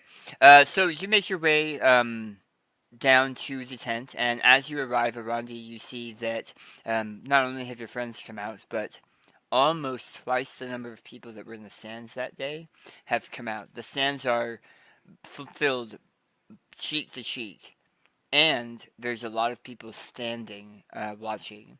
As a matter of fact, the two tent flaps that were closed on the day of your challenge have been rolled back, and there are people standing out there as well. It's quite a showing of this event. The event is laid out as before, and if you give me a second, I will pull that map up. By the way, out of character, I love you for suggesting this because this is not what Dan had planned for tonight. It sure isn't.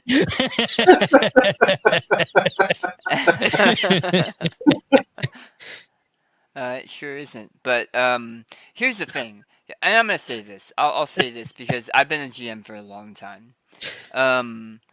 Almost always, when we say goodbye to a character and we bring a new character in, it is shake hands, kiss babies, we're done.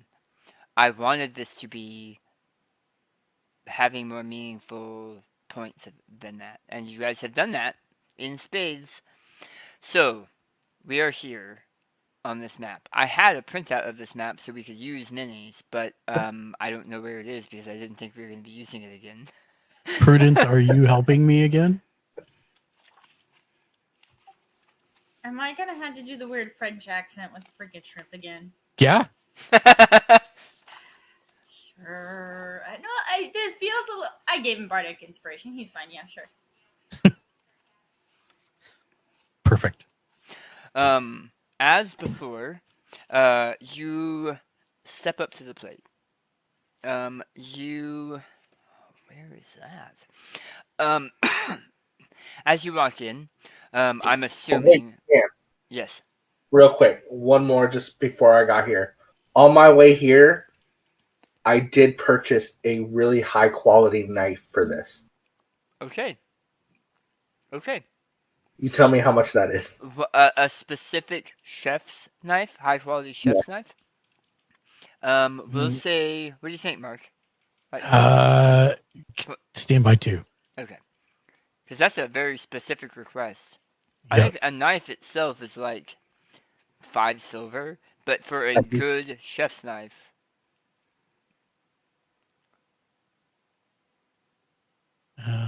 Like top tier, it'll cut through a steel pan, like one of those like. And he wants an infomercial knife. You're right. That's what you should be buying for it. You're a heron gun calling it. Yes, I would like to order the Ginsu knife. Just to make sure, when I cut through a guy in plate mail, it'll still cut a tomato, right? So it would run through chainmail boots. That was in the commercial. That is that true? Probably 2 to 5 gold for a quality chef's knife. Okay, 2 to 5 gold.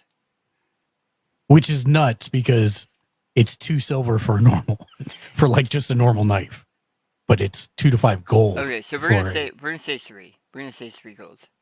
Yeah. And you guys walk in. Sid the Squid stands up on a platform just like he did before, and says, my good friends, I am here to present the battle of a lifetime. He's back for revenge, well, not one-on-one, but you get my point. We have some absolutely fantastic sous chefs that will be handling the slicing and dicing of the shrimps, if they're able to take them down, of my magnificent prawns. And he points at this huge tank where, just like before, you can see a murky water, and at the bottom of the murky water you can see these large pony-sized shadows near the bottom. He says, I want to introduce Mark, what's your full name? Oh my god.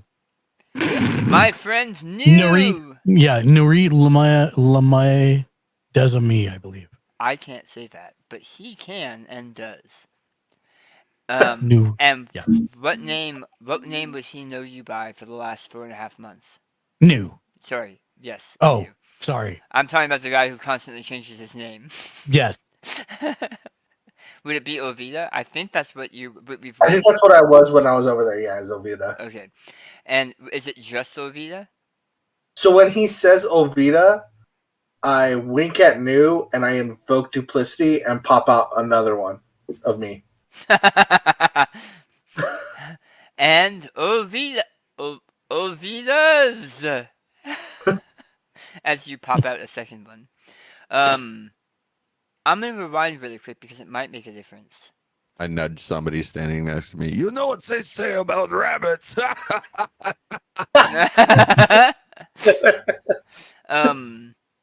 Keck, are you carrying the package, or did you give him the package before this started? I'm carrying it. Okay. So he introduces both of you and says, just like before, there is a time limit. We want you guys to have the most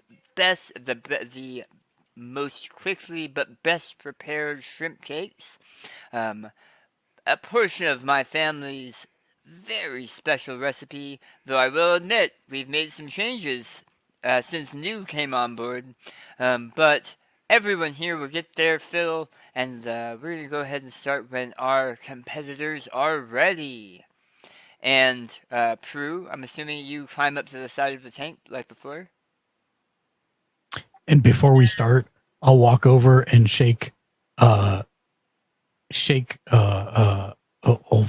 since that's what he was announced as, Olvida's hand, and give him Trickster's Blessing. Not really, but... So you go to shake my hand, and it's the illusion? That's perfect. Perfect. And he says out loud, perfect. And then heads back to his bench. Mark, as you're looking through your wares Mm-hmm. and making sure everything's where it should be, one of your pans is like 2 inches to the right of where it should be. I'll just put it back the 2 inches it should be. As You you son of a bitch. as you grab it and pull it back, you see that the handle on it completely soft, and it bends like it's not a real pan at all. Just for a spell slot point of view, we have had long rest, right? Yes. Mm-hmm. Yes. You are where you are supposed to be. Do you have someone, Ovida, that is killing the shrimp for you? So me and when we start, me and my clone, we do paper rock scissors, and then the one that loses is the illusion, and he goes and he jumps into the pond. He jumps in. Uh-huh. He doesn't climb up to the edge. He climbs to the edge and jumps in. Yeah, because we have rabbit hop, so we can just jump. You're fine. I just wanted to clarify that he was getting in the tank. Yeah, So- my duplicate is getting in the tank because I can cast spells through it. Yep. So you see, Prue, you see one of the 2 Herringon leap into the tank. You're still standing on the side. And the crowd, Sid the Squid goes, well, I guess we're starting. And the whole crowd laughing, they're up and they're cheering because you essentially just jumped into the tank, which they don't see, even in a challenge. Okay, so we're going to go ahead and start the round tracker. Do we need to roll initiative? Let's roll initiative just so that we know action order. So, just before we begin, I had a lot of things.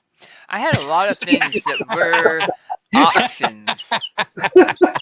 I could say this is why I was telling him I love it. None of the things I had as options. I had the possibility of combat, and the funny part was I didn't know where it was coming from, but I was like, you should always be prepared for combat. So I have like the initiative index cards, but I was like, I don't know what they would do to start combat, but I should be ready. I never would have thought we'd be doing this. You guys are great. Okay. Before combat, Yeah. before this started, I have a thing of prosciutto bruschetta ready to go, and Okay. just before we start, I pop it in my mouth. Okay. So let's clarify. Okay. I'm going to say everyone got the chance to prepare the things they would have prepared at the beginning of the day today. So you have all of your spell slots, you have all of your recipes, you have all of the stuff that you would have had to prepare this morning, all of your bombs, blah blah blah. I am appropriately dressed in like a 1800s bathing suit, full coverage. Oh, you dress specifically for attacking things in a giant water tank. I heard we were doing prawn challenge. I had a feeling I didn't want to get my nice clothes messed up. Love it. It was like underneath, like I had a coat on, and I'm like, yeah, I figured. There we go. Okay, so I would have given you an entry of or a thing of bullseye soup. Giving you. Prue. Okay. Yeah. Do I So, eat that now or like? Yeah, like use it as your you use it as your bonus action for your first action. Okay, so I'm standing there in the 1800s swimsuit with a bowl of soup in my hand. Correct. Okay, cool.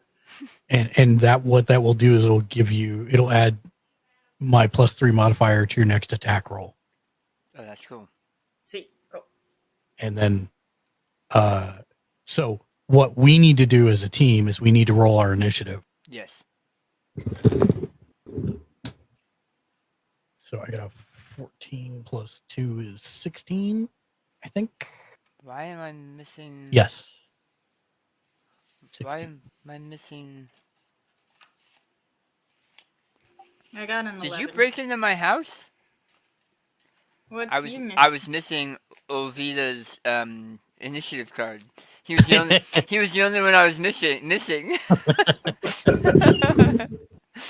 Prank successful. Okay. So one more time.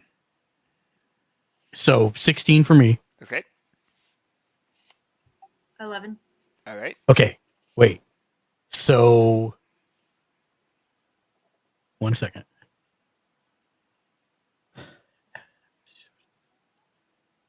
Okay. And then what did Ovita get? 18. Okay. So now I eat the bruschetta. Okay. And now I can replace any one creature's initiative that I can see with a D20 plus my wisdom mod. So I'm going to try and screw up Alvita. Because she's ahead of you anyway. So if you roll high, you didn't change anything. Right, exactly. Yeah. Yous are rude. Oh, crap. He's faster. Roll 17 plus 3 is 20. So he's going first now. I thought about the... Right? You wanted to help him. Oh, you know what, though? I can choose what creature I want to do. So I'll make that Prue, actually. Because she had lower than that, right? You should have to re-roll. I should... Why? Because you wouldn't be choosing Prue if you Oh, no, I get to choose the character after I roll it. Oh, okay. Yeah, it's not that like that wasn't how it seemed. Okay. That's beauty. You got a 16, right, Mark? Yeah, I got a 16. Andres got a 17. Yep. 18. And Naomi has a 20 now. Right. Okay. Can I please have Keck and Sibo roll just in case? You guys want to add in a little bit? Yep. And I'm rolling initiative. Yeah. 15. 8. Why couldn't we have ever had this kind of initiative rolls during combat? Actual combat. Only when it doesn't matter. Only when it's funny, Mark. Right. To speak for another famous rabbit. Okay. Believe it or not, Prue, it's all you, baby. Okay, am I... The illusion's a pretty good one, even if it's underwater? If we were standing next to each other, you couldn't tell. Does it have a saving throw to see it's an illusion? Illusions usually do, but that one might not because it's a special feature. The illusion appears within 30 feet of you. As a bonus action, you can move the illusion up to 30 feet, but remain within 120 feet. Cast spells. Doesn't say. Alright, so it's just a good one. So I'm kind of like 50. I know one of two is... Instead of a normal, like normally I would say roll a wisdom saving throw and you'd have to beat a DC. In this case, it's roll an insight check to see how well you know Arandi. Yeah, because it even says if we're within 5 feet of each other, I have advantage on attack rolls. Oh, wow. That's cool. Because you're helping yourself. Mm-hmm. You're giving yourself a hand. Please don't go any further with that sentence. Thank you. Okay, so I got a 19 on insight. You know Arandi well enough that he would not leave a duplicate to do the cooking. And I have seen him fight with the through something, or do spells through something, right? Yep. Okay, cool. So I'm making an educated guess that this spell won't really hurt him in the tank. Oh, you don't know that. You don't, because when you've seen him use the duplicate before, it was, well, actually, you never talked about it. You never explained it. You just went, because the time you've seen it before was when he fought down in the hole. He fought the hands down in the hole. Yeah. And you didn't see it take damage? I'm trying to remember. Okay, so that is just telling me it's immune. Huh. Maybe? You'll be fine. Only one way to find out. Lightning bolt. It's not like you're going to kill him. He's not in a weakened state. I mean, we're all dead anyway, right? Right. Wow. This campaign turned dark all of a sudden. I mean, it's named Laughing Corpses, so. It is named Laughing Corpses. Yeah, but I mean, I thought that was just like statues or something. I didn't think we were just. He's I talking didn't about think we us. were actually going to be playing a D&D campaign based on one of Daniel's magic decks. Then you do not know Daniel. It's obvious. I was out of the loop on those shareholder meetings. I mean, I was present for his World of Darkness campaigns, though, so it is a familiar hell. Okay, I know we don't have minis for them, but where would you say the shrimp is? The shrimp. How many is shrimp? Is there just the one? So No, it's two. there are a couple actually. There's like 3 or 4 at the bottom.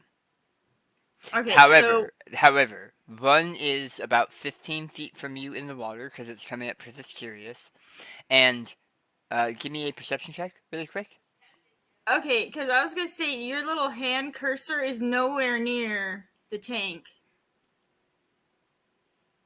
Yeah, it's over on the hide and seek challenge. Yeah, you're on the hide and seek challenge. Yeah, there you go. Okay, you're here. If you guys are in the same position as before. Yeah. OV is on the top. And New and Prue are on the bottom. And you're here, Prue. Give me a perception check.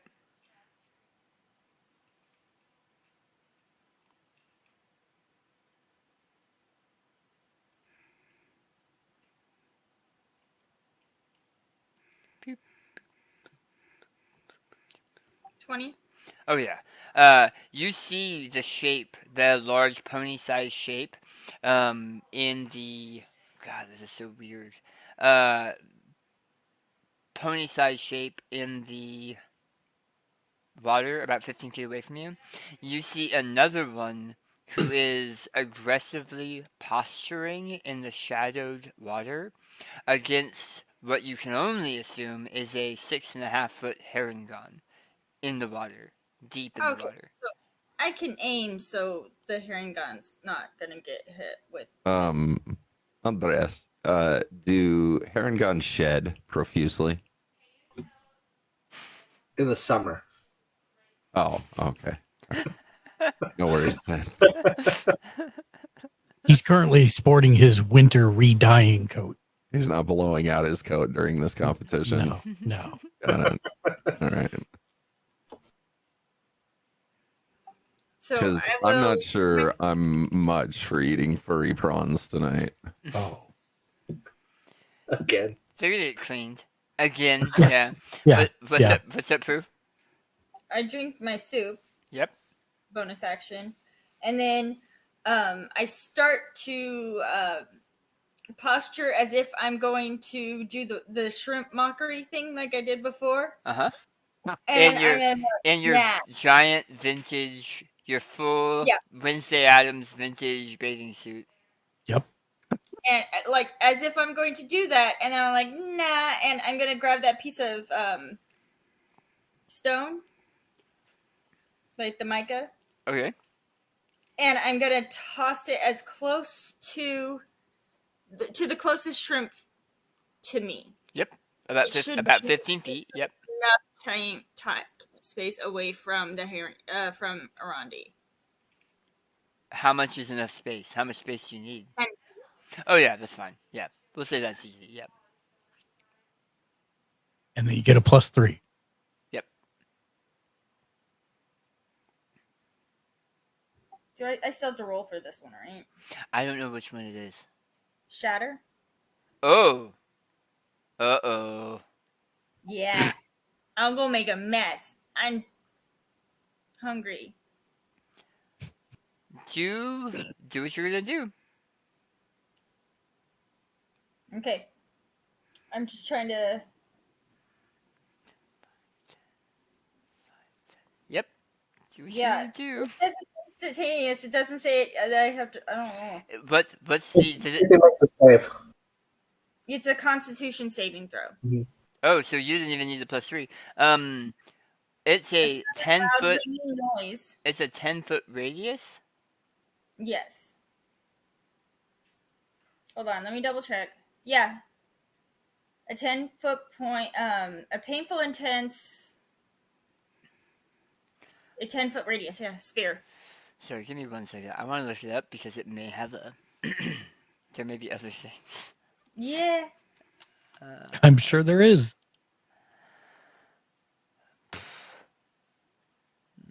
Any creature made of inorganic material such as stone, crystal, or metal has a disadvantage on the saving throw. Non-magical objects. A non-magical object that isn't being worn or carried will also take damage if it's in the spell's area. Yep. I think Mark just got my point. Yo, I was already ahead of you. I knew. Prudence is hungry and wants some shrimp. Okay. We're all going to end up working for Sid. Not Arondi. He has somewhere to go. Okay. Roll your damage, and I'll start rolling saving throws.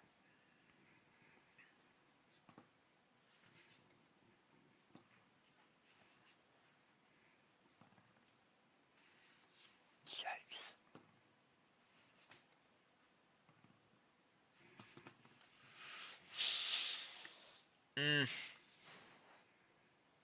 So 16 on damage. 16? Mm-hmm. Okay. Let me look at one other thing. Because I probably should have looked it up originally too, but I just thought of it. And the DC is 13, it says. That's my spell save DC. That's your spell save DC. Yeah. It was, what, 3D something? It was 3d8, and I got 16. Okay.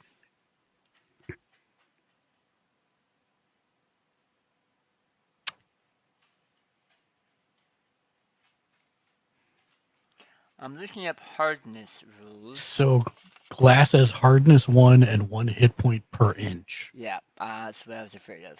Yep, thank you. I'm just letting everybody join in the fun. Uh-huh, sure are. You toss your small piece of mica into the water, and you speak your words through it, and it echoes in a screeching pain that echolocates through the entire tank. Can Dupe Arandi take damage?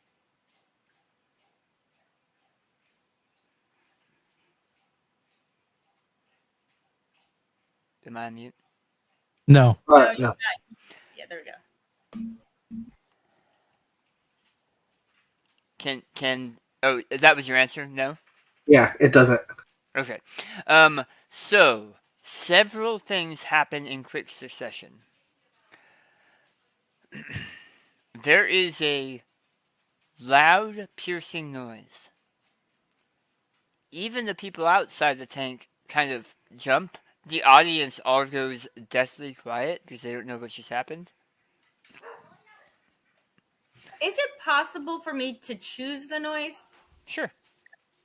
Then it sounds like one of Arandi's whoopee cushions. Even better. A loud farting sound reverberates in the tank. The shrimp closest to you explodes. The shrimps in the bottom of the tank, for the most part, you can see blood in the water. And then in that same instant, fracture lines appear on both sides of the glass of the tank, and Sid the Squid's eyes go huge, and you hear him say, "Oh, expletive," because he's still on speaker mode, and that echoes through. The water in the tanks shatter. The water and the glass fills the entire area of the Battle Prawn Challenge. There are 7 shrimp prawns that are dead at the bottom of the tank. Your duplicate is standing amongst them. Oh my gosh, Arondi, the pranks, they go too far. The duplicate stands there like this, like, what's it mean? Everyone in the audience is shocked, and then they slowly turn to Sid the Squid, and he glances around, partially confused, partially angry. Yep. That amount of water coming out. Oh, I'm guessing I'm not standing anymore. I need dexterity saving throws from both of you. Well, she's on the side. She'll be fine. She's on the ladder. No, you and Irondi, real Irondi, need to make dexterity saving throws, and then I need to roll for 16 other sous chefs that were waiting in front of you, and behind. And the woks are going to be unlit. And I'm just going to be shaking my head at Arondi like, oh my gosh, how could you? Oh my god. You know, you have to do somatic and vocal components to cast that spell, right? It's very obvious you're casting spells. I'm pretty sure I didn't make it. Your voice. It is very rude for you to just accuse a lady of doing that. What'd you roll? Dex saving throws. 8 total. You did not make it. Around Yeah, I got a 10, and I re-rolled it because Herringons have fancy footwork, so when they take a dex save, they can re-roll it, and I still got a 10. All right. So the water and these giant prawn bodies wash out below you, knocking both of you off your feet. The tables are actually attached to the floor here, but the small kegs on the side that hold fresh water and other ingredients are not and get pushed back. The woks, too, are attached to the floor here, but the fire inside them is not and goes out. The sous chefs, all of the sous chefs, every single one gets washed out of the tent. The water covers the first row of people in the stands who are in shock but laughing for the most part. Sid the Squid is confused and angry but sees this as an opportunity, you're guessing. He says, I told you it was going to be the challenge of a century, one time only. And he laughs a very hearty laugh and says, let's get it set back up. The time is still going. Naomi. I'll go and shake Arondi's hand and be like, good job. That was a great one. I was going to say, if an F-bomb hadn't already been dropped. But well done. Well done, sir. Because you guys are going 10 for 10 on what to throw at Daniel. So there's water and while they're cleaning up, I'll slip Sid some gold. Oh, Sid's not anywhere near us, I don't think. No, so Sid is up here in the corner standing on a small stage. Oh, you're not seeing that. Where is my... Sid's up here standing on a small stage up in the corner. When that all happened, so water didn't even touch him, and you guys are way down here. Yeah, but while people are setting up and cleaning things up and getting things done, I'm gonna go over there and laugh it up and be like, yeah, but you got to get me one of the dead squids. The time's still running, or one of the dead shrimp. Well, so remember, once she has killed the shrimp, the sous chefs get it and clean it, and then start bringing you that. So she has time before showing up at your side to help cut onions, since the sous chefs are no longer here. Yeah, because we have to get all the sous chefs back, relight the woks, and get the sous chefs to cut the shrimp. Fair point. Who are all outside the tent. Also, when that happened and the water started pouring out, Keck shoved people out of the way and got onto the highest seat he could get. He does not like water. Get out of my way! So Sibo's now 10 feet into the water. Yeah, Sibo's drowned. Keck picked him up and threw him at the water like it would help him.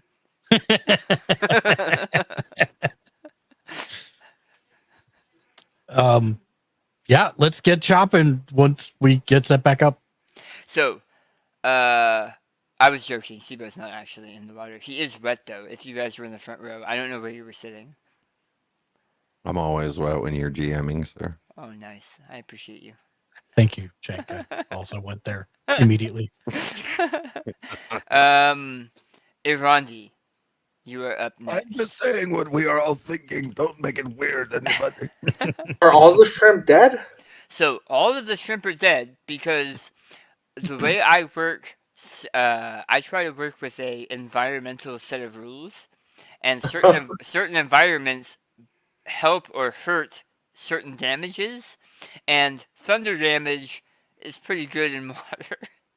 So I'm gonna get my sous chefs to start working on my prawn right now because I'm gonna instantly light the fire. I just kind of mutter, I've never seen so much seafood cooked all at once. So all of the sous chefs are outside the tent.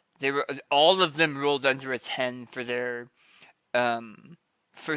dexterity saving throw, and almost all of them were, where is the house? We're here. Uh-huh. And back here where the shrimp cutting stations are. Okay. So they've all been washed out of the tent. So they have to get up, get back in the tent, and then get started. Your duplicate could, I guess, start if you have spells to help with cutting or with the prepping. Oh, I was gonna have it help me chop. Okay. Then the sous chefs, as soon as they're back in the tent, they will start to go automatically. It just means you guys are gonna get shrimp a little bit later than you would have normally. Right, but if I relight mine, his will still have to. That is true. Because it would have to heat up and everything, right? So I'd have an advantage there. True. Yep. Cool. Then yeah, I'm gonna light mine, and we're gonna start chopping. Okay. And then my coin familiar is gonna roll over to his table. Okay. It's gonna take. It's gonna take a while. Because 3 turns for it to get to the table. I was gonna say also it's going through water, so right now it's difficult terrain. Well, it's an ooze. No, I'm gonna say it's not difficult terrain for an ooze to travel through water. It just rolls over. Okay. All right. So give me an attack roll for your. What spell are you using? I'm actually just chopping it. No, you were lighting the fire. Oh, the fire is being lit with thaumaturgy. Okay. Wait, sorry, Druidcraft. Druidcraft is the one that can do a campfire. So is that an action? So yeah, that would be an action. Okay. So you are prepping to cut. Yeah. Okay.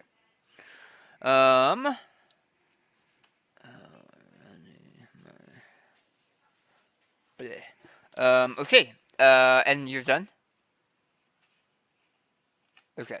Mark, you. So I will pick myself up. I will actually run to the wok and pull out my flint and tinder and try and relight the wok. Okay, you run. Oh, Naomi, I'm assuming that your movement on your turn was coming down the stairs and starting to head over to Sid the Squid, or getting in line with the preparation table? I was gonna head to Sid the Squid because it looked like a lot of stuff were heading that was. I didn't know I was having to do prep work. So, if you remember last time, you guys were cutting vegetables while they were getting the shrimp ready and stuff. If that's not something let's say I'm starting to head to Sid the Squid. I'll pay him later, and then I'll remember that I need to be at the prep table. So on my way, I'll stop at my prep table. Okay. Okay, so Mark, give me a survival check. Survival. Okay.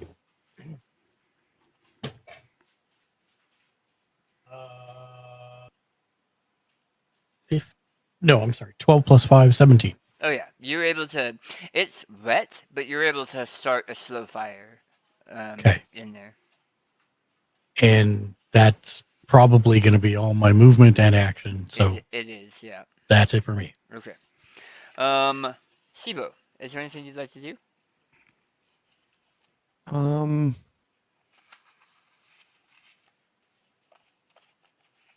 Does anybody look injured from the chaos? For the amount of glass and water that was thrown about, you might think that people might have gotten injured. You're seeing the sous chefs through the wide open tent flaps, because as I mentioned, those tent flaps are open. The people outside, even they got wet. The water, there was a lot of water in that giant tank. But the sous chefs all seem to be getting up. You don't see any, other than minor cuts. You don't see anybody who looks injured. Most of their pride is hurt, but nothing that bad yet. Is Mark still trying to strike the walk? It looks like you see flickering at his fingertips, just as you're kind of looking around through the prep tables. Are you in the northern stands or the southern stands? Let's see. Where is he? He's I'm pointing with my hand. That helps you, right? Yes, absolutely. This is where Arandi is in the top. Okay. New and Prue in the bottom. Okay, I am sitting in that bottom left corner. Okay, and as he is trying to strike the walk, are the walks on fixed stands? You said they're fixed, right? Yeah, they're fixed. Yeah. And is it like fixed to the floor? Yeah. Okay. So, as he's trying to strike it, I'm going to pull out one of my oil bombs. Okay. Give it a shake and be like, "Yeah, that seems like cooking oil." And yeah, we'll just go with that. And I'll cork it and spin it on the floor towards his walk so that as it gets under there, it hits his sparks. Roll me.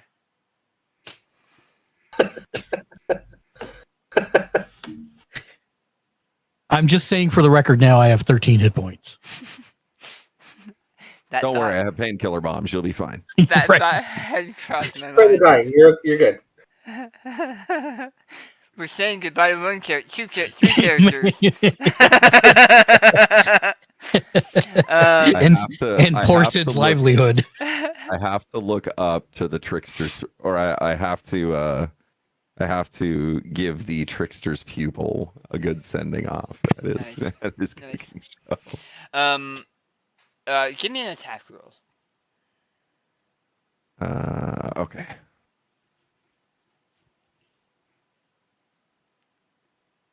Uh, 15 on the die with an attack bonus of 5, so 20. Oh yeah. Okay. Mark, you're down there. You are just able. You see sparks.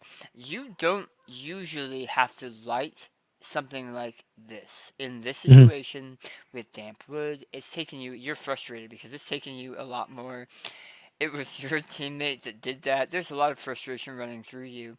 You look over, kind of exasperated at the crowd nearby your table, as a metal ball rolls past you, past your fingertips, and into the sparks you just did. You hear a crack as it hits one of the solid emplacements inside the fire box of the walk. Give me a dexterity saving throw, please. That is a +4. So I roll better than... not bad. 18. Oh yeah, that's not bad. You had to have rolled really low for it to have done something, but there's always a chance. It would have been funny. As you see recognized my signature, as you see the ball, it clicks where it came from, and you backpedal away as fast as you can through this water and glass, back against the prep table, as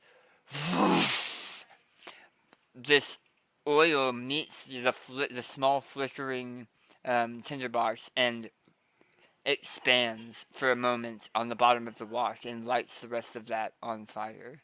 And even with the layers of water, you feel really quick for your eyebrows, for your mustaches. But yeah, nice. Thank God. Are you good, Sibo? Yeah, that's all I wanted to do. The sous chefs get up and move their speed as a dash action. And they are back at their near where their stations are. The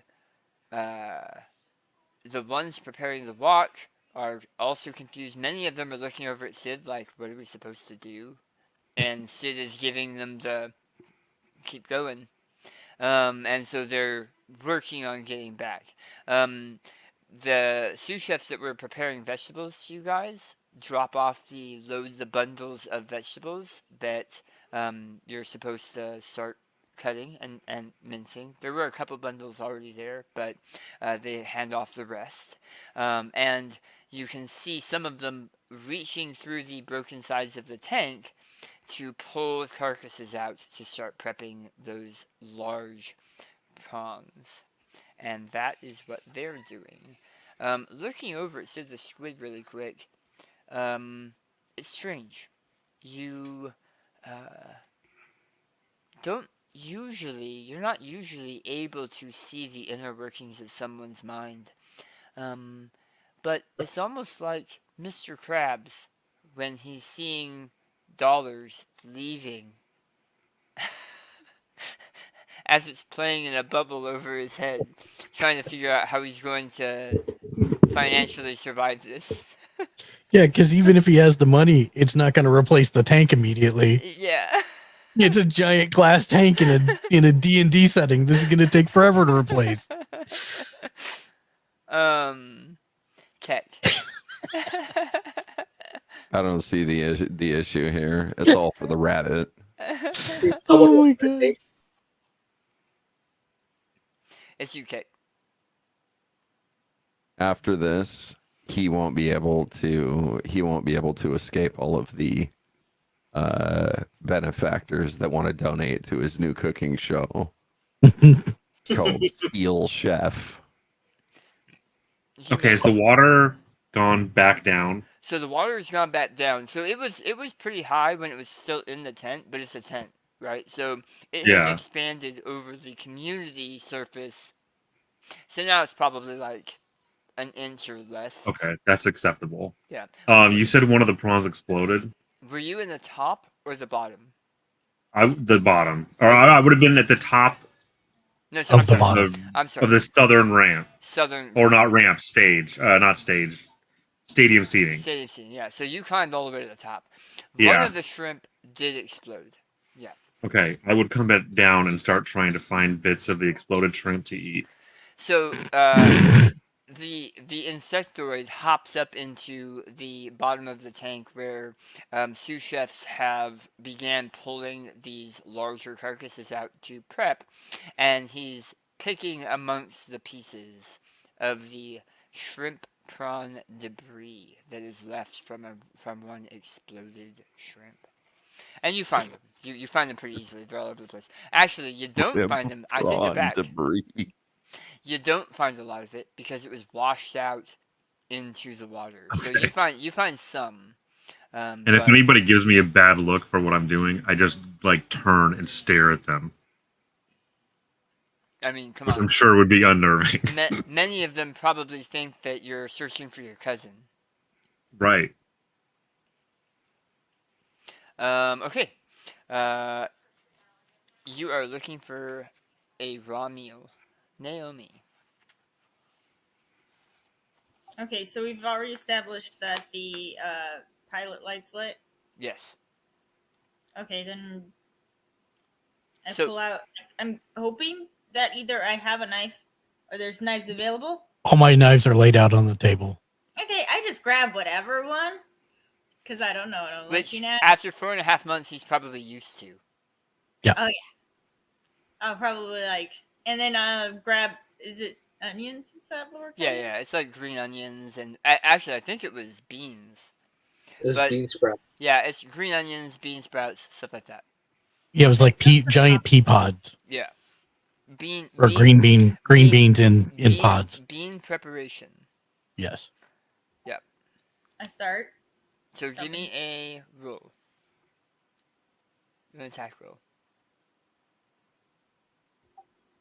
Like a strength or dex attack roll? They are dex weapons. Yeah, they're finesse weapons. So. Yep. Yeah. Sweet. Then that is 16.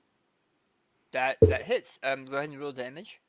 So that is a D4 plus your dexterity modifier.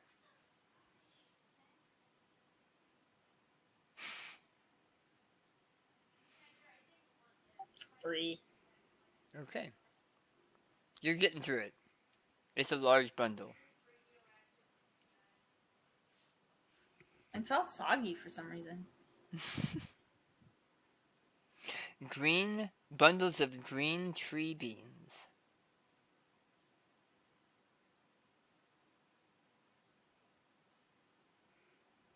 I'm trying to see.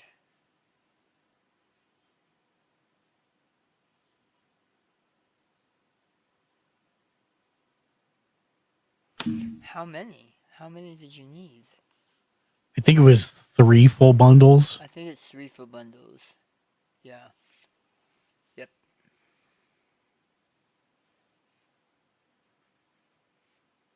In 6 rounds.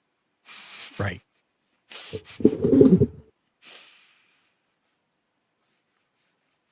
Okay. That is Naomi. Andres. So the sous chefs have already picked up their shrimp. Yes. Did the damage she do be enough to kill it outright?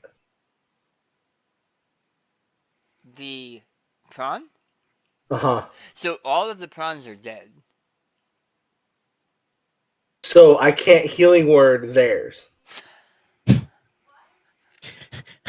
Dad is dead. The one that was closest to me was literally goop. I love where you're just, going. I'm just asking if it passed any of its saving throws. Cause... I love where you're going. They didn't have death saving throws, but they none of them survived. That's a good point. That's funny. Okay. Well, I have to rethink what I'm doing. Give me a sec. Oh, but the pods take damage, right? The pods take damage. Then I'll healing word their pod. Can I do that? Actually, you did that the first time too. Actually, did I? Yeah. Oh, yeah, good. because you had just gotten Druidcraft, I think, or something along those lines that allowed you to. I was Druid crafting mine open. Oh, that's right. Yeah. I don't. Oh, you know what?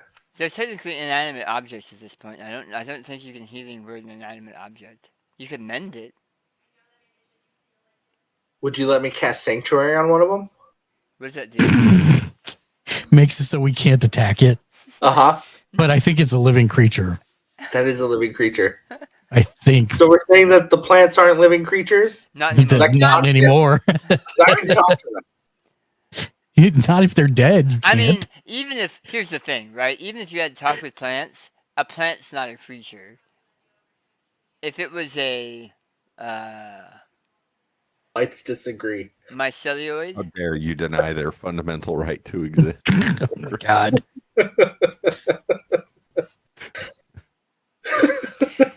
watch what I'm gonna do right now. Are you ready for this? Are you ready? Mhm. No. Every plant in the Radiant Citadel dies right now. and then they're back again. Oh, they just died again. Oh, they're back. They're dead. They're back. They're dead. They're Schrodinger's plants. That's the power I have with my words. Okay. Nice mess with Mother Nature, apparently. Then yeah, we'll just get to chopping up mine. Okay. Can I see any attempt to try to do something with our stuff? You can see he looked over and he was thinking about it, but went back to chopping his bean pods. So that's a 19 to attack. Yep. And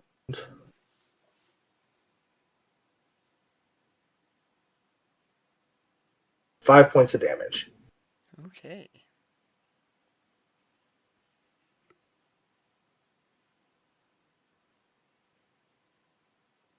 Oh wait, I was just cracking these open with Druid Craft, wasn't I? I think so, yeah. Oh, then I'll just do that instead. I think you were aging them or something so they cut easier or something. I don't remember. What it is I can I cause think them to open. Yeah, I think he was pushing them to the point where they would naturally open. Right. Yeah, because I can make a flower blossom or a seed pod open. It can't have been 3.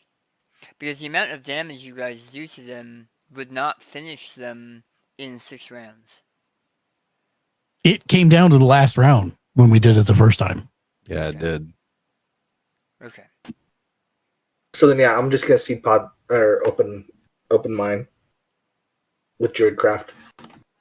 So, as you use Druidcraft to open it, you get about half of this bundle open. Cool. Is Druidcraft a bonus action or action? Druidcraft is a full action, and it's specifically like it says in there, a seed pod opens. Okay. Then yeah, you get like half of the bundle.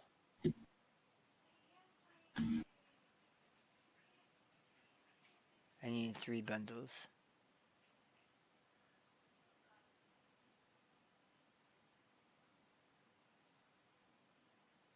Cool. Okay. Mark. This week, God's angry as it's the Battle Prawn All Stars. No, sorry. Get it out of your system. Yeah, I had to get it out of my system. I'm gonna. Well, I backpedaled already, so I will start chopping. Grab my correct knife, the large one, to start cutting through these. Okay. And I need a cooking attacker.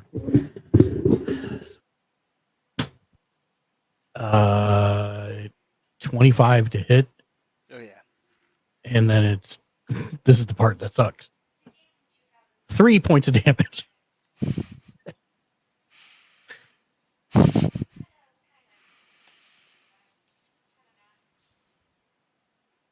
You know what? Let me ask you this.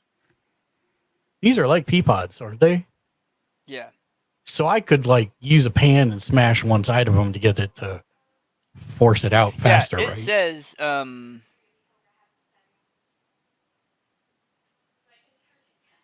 did it say it? It said smashing, cutting, just Okay. getting the peas or beans out of the pods. Well, I'll do that next time then, because that's more damage. And I pass. That's me. Sibo. Did Arandi get their walk lit again? Yes. Arandi's rock was actually lit a little bit before Marsh was. And the sous chefs, as they came back in, 2 of them started making sure that the fire was spread out well, and that it was already burning on its own, but they wanted to make sure that it was good to go. Okay. The difference is ours looks like the towering inferno because of your oil, because it's burning from the base upwards. It's a lot of smoke. Yeah. I figured, that would probably help get the temperature back up Yeah. faster. Yeah.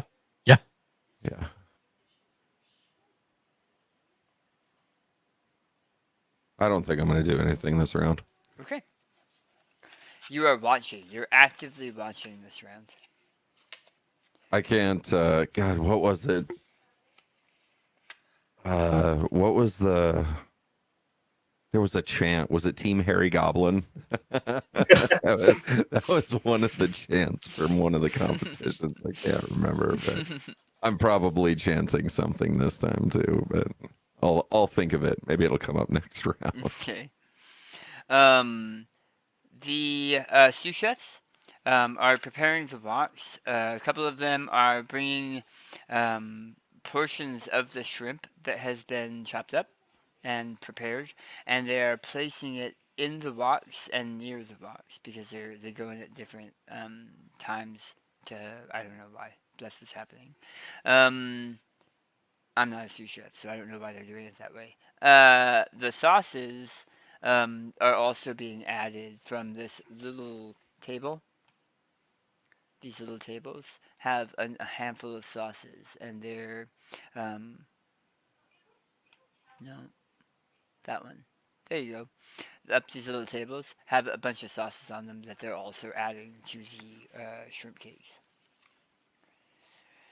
And that is them. Sid is nowhere to be seen. He disappeared outside the tent. Figuring out how to cook the books to cover up all these expenses. He might also be talking to the crowd outside. I don't know. Is he still doing play-by-play or no? No. Oh.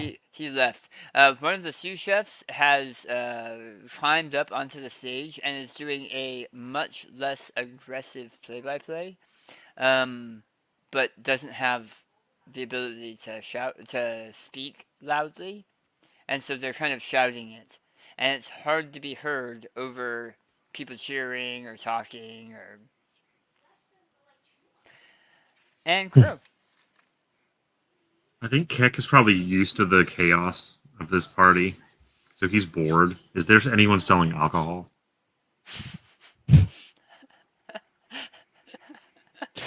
He wanders into the arena, eats raw shrimp, then goes and starts drinking. This sounds like an allegory for something. D&D. That's maybe, yeah, 100%. You see a couple stands that have been set up outside the tent, probably by the shops in the area in the lower distal. And so you make your way outside to one of them that is a small tavern, like Japanese back streets restaurant, that has set up a small tent, like outside where people can get to it. I'm gonna put down a gold and drink as much as I can get for a gold. His eyes go wide and he smiles, and while he was initially worried because you were marching towards him, a huge bug-like creature he's never seen before, he's happy to keep pouring. And, or is it you? Yeah. Okay. And we're back to Naomi.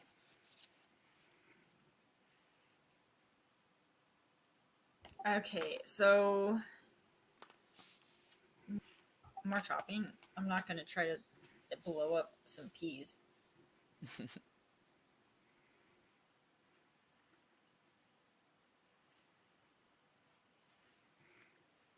That's a natural 20. Nice. You could use some natural 20s. Mm-hmm. So 2d4. Okay.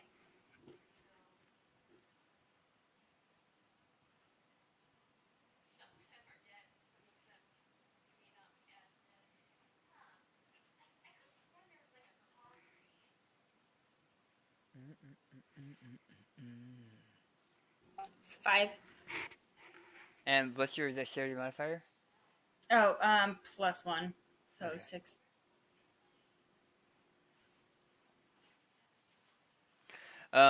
You're not sure the groove you got in, but you're able to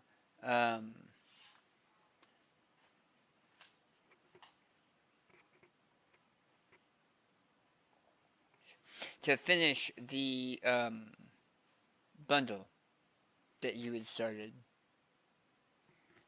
And a sous chef, almost by magic, picks it up and begins to move towards putting it in the wok.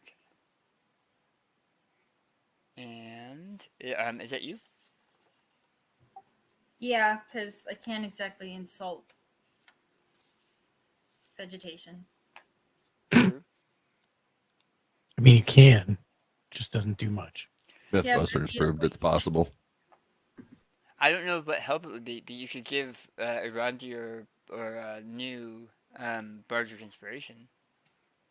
Arandi's already bardically inspired. I booped. Mm-hmm. That is right. So noses were booped. Over to New and be like, I picked the right knife, right? Like, just yeah, because I finished it, and just my pure incompetence is going to really inspire him to do better. And bardic inspiration. Okay. On this. I had a butter knife. Nice. I cast Bane on them, so they need to give me charisma saves. Aww. Rude, sir. I have to give you a charisma save? Yeah. Yeah. I know it's probably you guys' better saves. I can't. How do I can't really show it to you without screwing up my camera. I rolled a natural 20. Nice. Nice. I got a 15 plus a 5, so 20. Oh yeah. Yeah, that beats me. I figured Crew would make it because charisma's like her jam. Yeah, it's not mine. It's okay, but it's not good. But that helped. So do we still take half damage or something? No, nothing happens. Oh, okay. Bane would have made you guys roll a minus D4 on all of your attack rolls. Amazing. Amazing. Okay. I'm working with a butter knife here. I am doing my own negatives. Do you have a bonus action? Not unless I can chop with my offhand. Yeah, you can chop with your offhand. You just don't add your dex modifier. Awesome. Then let's do that. You don't add your dex modifier to damage, is what I mean. Right.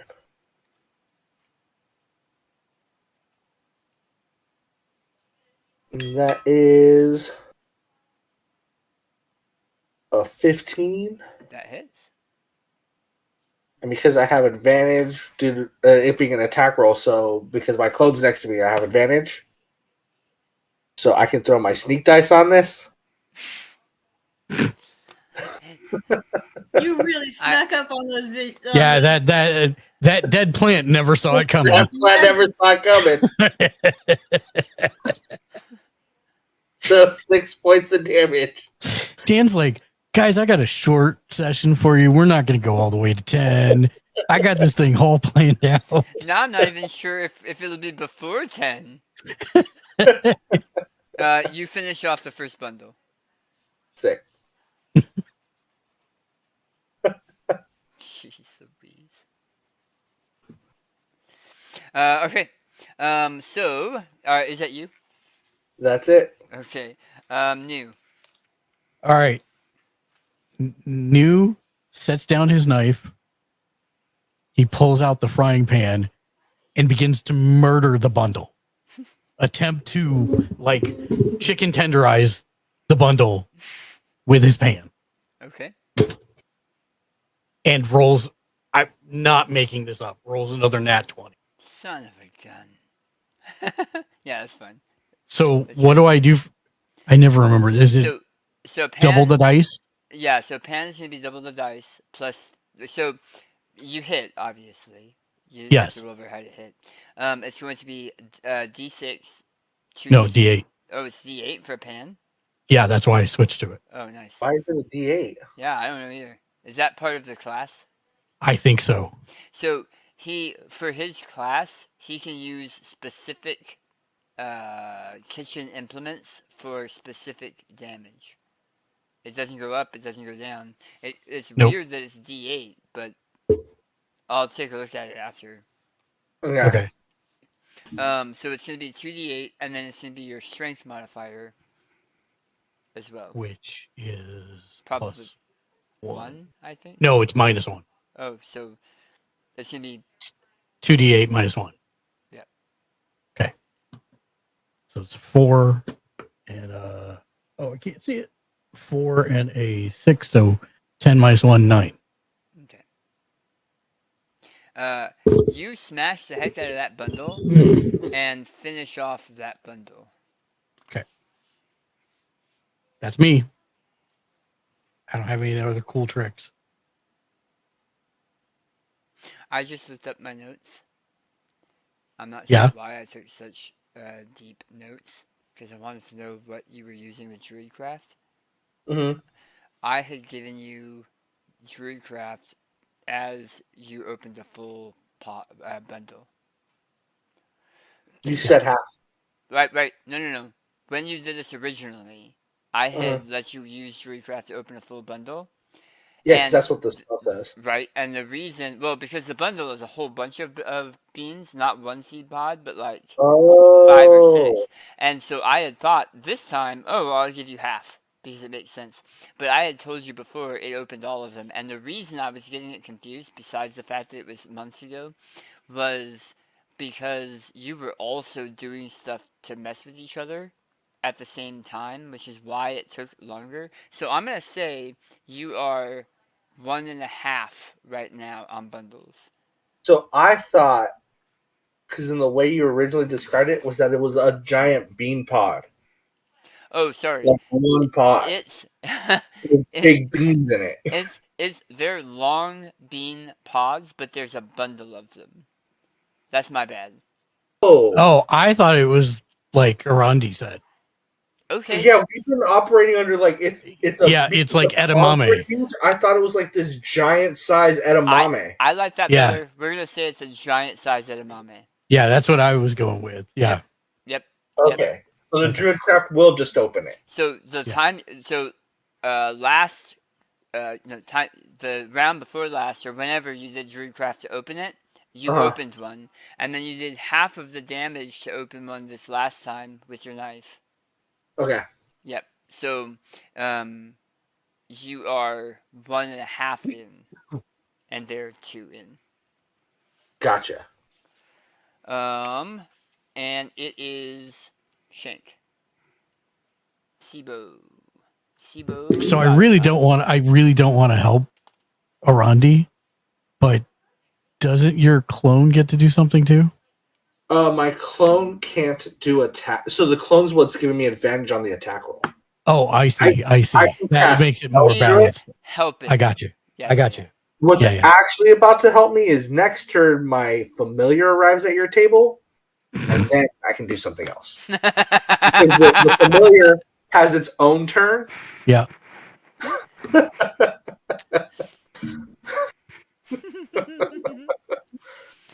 Heard. Jeez Louise. I'm going to hold my action until I see what happens with Arandi's familiar. Okay. I'm going to rack and stack you to be... Not without consent, you're not, sir. I hate to say it, but you just gave me your consent. Oh. By saying that's what you wanted to do. Oh. I moved damn your it. index card I did this wrong. to right 10. Okay. You know something's coming because it's a Rondi, and something's always coming down the pipe. Sous chefs grab the... Yeah, but we don't talk about that in public. They grab the ingredients they need. You don't. I have a whole Twitch on it. I would expect mixed company, Dan. There are huge handles on either sides of the woks that are on top of the stove. And sous chefs have these, one on each side have these handles, and they're using it to move the wok so that the food in it is mixing and sliding, while a third person's got a wooden paddle in, mixing and adding shrimp and sauce and mixing. That is them. Crow. I think Keck would be drunk at this point. He has been able to drink for 6 seconds. So no. True. I'm going to continue drinking as fast as I can. Should And we then be ask him, worried? Where are the Cheetos? Sorry. Okay. It is Prue and turn 4.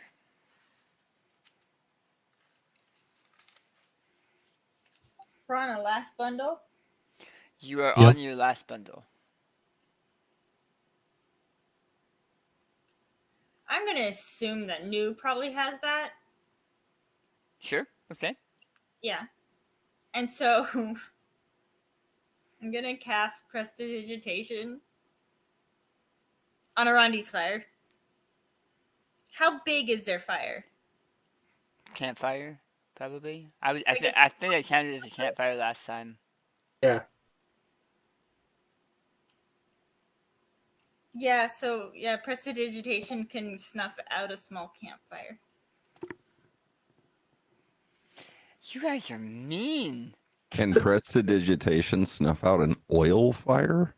Well, no, she's doing the other one. Oh. And yeah, it could. It could, but she's doing Arandi's. Oof. The betrayal. Yikes. Come on, we all Yeah. rank each other through these.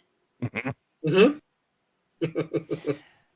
Yeah. Okay. The fire goes out on Arandi's, and you hear sizzling and actual cursing from the sous chefs as they curse in a couple different languages. All of them translated beautifully, as they want to keep their jobs and immediately let go of the handles they were using to mix it, and all 3 of them dive down trying to attempt to relight it, but they won't be able to do that until their turn. Okay. And that's your action? Yeah. Okay. Irandi. So I'll Druidcraft one open and then offhand slice to try and finish off this one. So I'm going to Druidcraft open your 3rd one. Right. And then you're going to attack this one to try and finish it. Yep. Okay.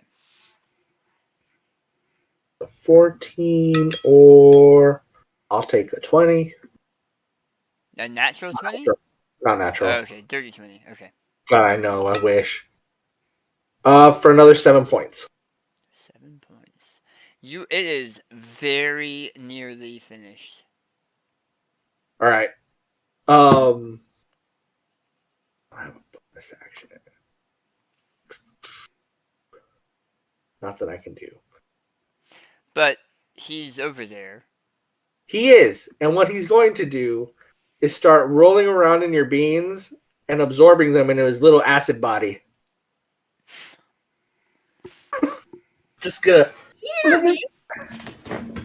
looking real cute with his face coin and just kind of just arms out, playing all over the beans, rolling in and absorbing them into his acid little ooze body.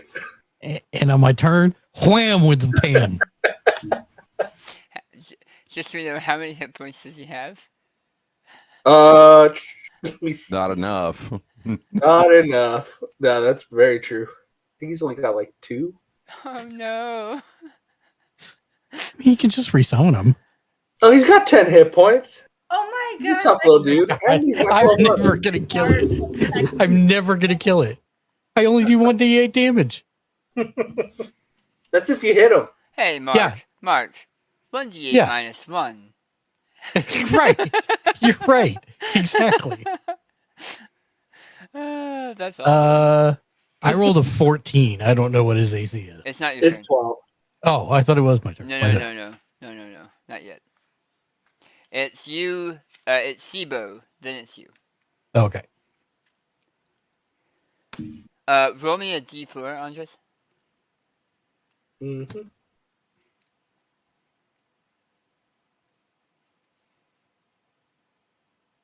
4. 4? Is there anything cooking in Arandi's walk at the moment? So, yes, but the fire is out. So there is rice or whatever's in a shrimp cake. My brain is really light right now, but the stuff that's in a shrimp cake is in that wok. It's just missing some of the greens that they're still preparing. It's almost done. Is it flaming? No, because they just put There's the no fire flame. out. Yeah. Oh. Sorry. Yeah, you're good. Naomi just put the fire out. And there's an acid coin absorbing our beans on our side. Which I don't think he can see. Because each of the preparation tables also has pans. Probably not. Yeah, probably. So I'm probably not going to do anything this round because I simply saw Mark raise his skillet and smash something. I haven't done it yet. And he hasn't done that yet. Yeah, he's lifting his pan, but you saw him lift his pan to smash beans last round. So he's probably doing that again. Yeah, I just think he's doing more of his cooking. I'm not actually aware of what's happening, so I won't do anything. Okay. And new. I have nothing cool I can do. I will attempt to smash the beans / who's eating the beans. So if you can please give me a dexterity saving throw for the ooze. Okay. And go ahead for that's Irandi. And Mark, I need an attack roll and the damage roll from you for the okay. beans. Can't see it.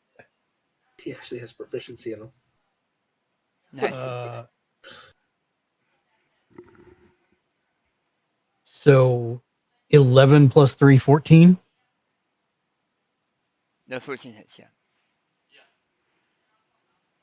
And then 1d8 minus 1 is 0 points of damage. You rolled a 1? I rolled a 1. Naomi's doing the heavy lifting on that team. I got a 12 for my dex save. The pan hits him square, but it doesn't do anything. It kind of bounces off of him. You hear a light. It's telepathic because it can only speak telepathically. So you get a telepathic hee and deep speech. Oh, that's even worse. It's like a yeah. Yes. I want that to be. Yeah, it is terrifying to speak to this cute little cash calf. Okay. The sous chefs relight your fire, but they're building the heat back up. And they're prepping. They move the completed bundles to the wok and stand waiting for whatever's next. Crow, I would say you're drunk. Okay, I'm gonna wander back in, look for the scraps from the prawns, and take one of the hollowed out prawn heads and put it on my head like a mask and start wandering around the tent. You have gotten back to the prawn cage and are looking for an empty prawn head. As a matter of fact, you don't even have to do that. You go over to where either side is cleaning the prawns, which if they've already done, and there are prawn heads there. So you can grab one of those prawn heads. I'll also be eating whatever's left inside the head while I'm doing that. Nice. So you're like a dog eating out of one of those really deep. Yes. Okay. And we're back to Naomi with turn 5. I'll be right back. Okay, so I'm gonna chop up the beans. It's about that time too, so we need to do the thing really quick. Yeah, no worries. Really quick. So give a second.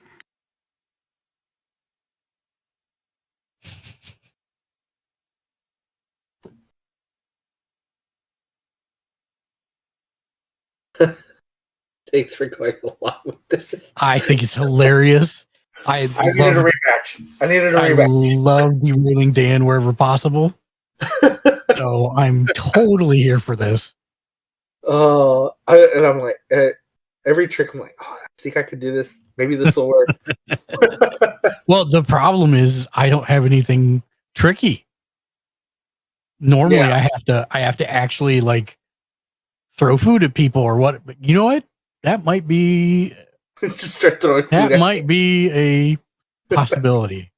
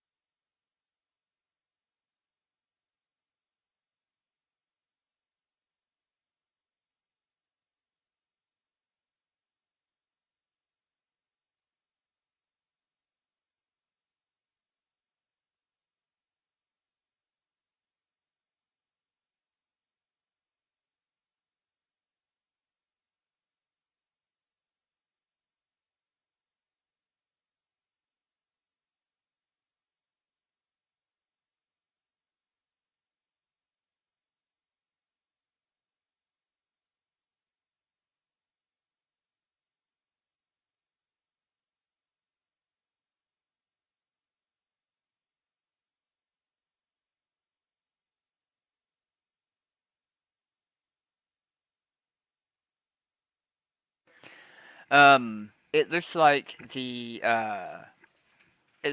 the sous chefs that are working on Arandi's fire are able to get it warmed back up to a good level. They're being very efficient, and Naomi's turn is done. So, Arandi. Cool.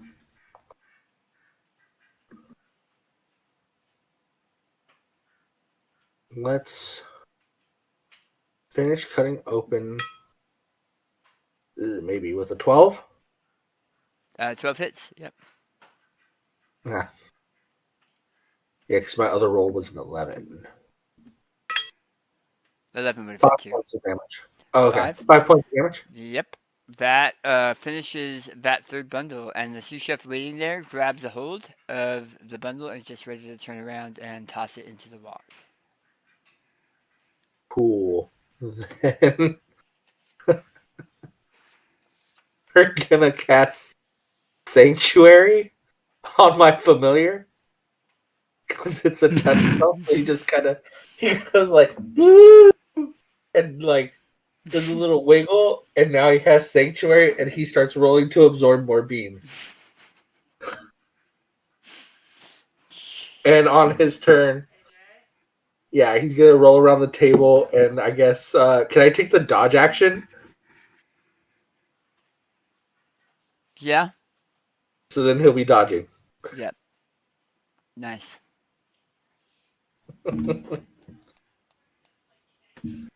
Jeez Louise. Okay. And that's my turn. That's your turn. That's what, 5 rounds now? Yep. It is 5th round, yeah. Cutting it close with my duplicate. And Mark.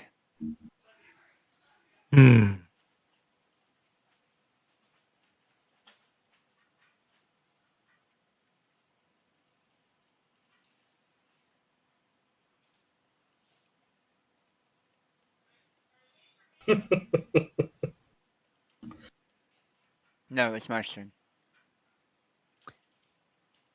So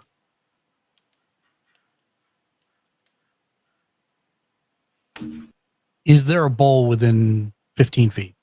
Yeah. Your preparation tables have a lot of additional stuff. Okay. I am going to scoop the finished beans Okay. and the familiar into the bowl Okay. and then throw it all into the fire. That's trying to harm it. That's a wisdom save. I'm just moving him. I'm not attacking him.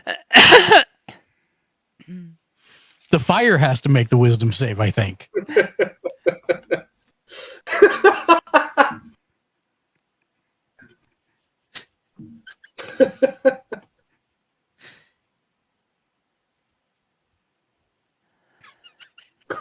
Dean's like, why do I play with any of you? The nature, I had a whole other half. The nature of Sanctuary is that it makes you not want to harm, which is what the wisdom saving throw is. You tossing him into the fire would be an act harm, wanting to do him harm. Okay, then I'll make the wisdom. I'll try and make it. Okay. I'll try and make it. So wisdom saving throw is gonna be. You need a 13. It's relatively low. 16. Yep. So you see Mark scoop up a bundle of beans and scoop in my fists and then fling it into the small opening underneath the walk where the fire is, and you Well, so that's technically grappling, which means he has to make an attack roll on it. So it's not grappling because it's a large bowl covering an area. Oh, and I wanna clarify. I'm putting it into the wok. All the beans and him into the wok. Oh, I thought you said into the fire. Yeah, no. I meant into the hot wok. Oh, the fired wok. Yeah, sorry.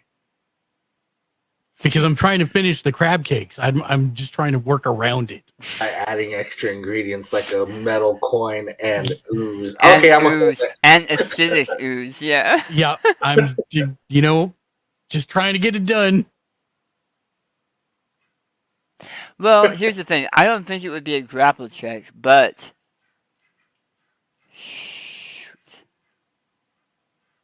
I'm sorry, Mark. I do need you to make an attack roll. And I'm happy to do whatever. Disadvantage because he's dodging. If he wasn't doing a dodge action, I wouldn't have even worried about it. But I want to give the small critter the benefit of the doubt. Okay. Yeah, that's not gonna hit. I don't even need to roll the second one. I got a 3. You move to scoop, and he dodges over to Naomi's side of the table. Okay. And he's still rolling around, but you grab it, you fling it, the bowl lands in the wok, because it was all one smooth action. And the sous chefs, like freaking clockwork, grab the bowl out of the wok and continue cooking. And so the finished beans at least made it in then. Yep. Okay. Yep. It's a huge wok. You're not going to miss that. I would make you make an attack roll for that. It was an attack roll to scoop up the rolling critter that was actively using. Nope, I got action. it. That was the only thing I could think of, so that's my turn. Yep. The sous chefs are working and scooping, and you see them adding their finishing touches to Irandi's giant wok. Because he has finished with his cutting and finished with the shrimp, and it is not looking 100% for you. And Shrink. Sibo.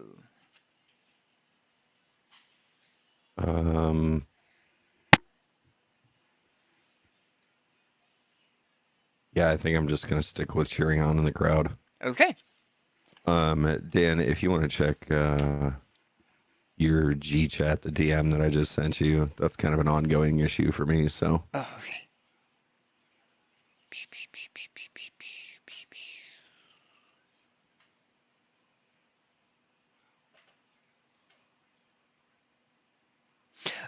Crow. Keck with his shrimp mask.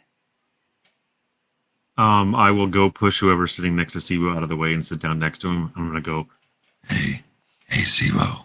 Hey, do I look pretty? because I'm wearing my prawn mask. He is currently sitting next to you with a giant prawn head as a mask. You look like a prawn that has been drowned in cheap ale. So pretty, thank you. Call it what you wish.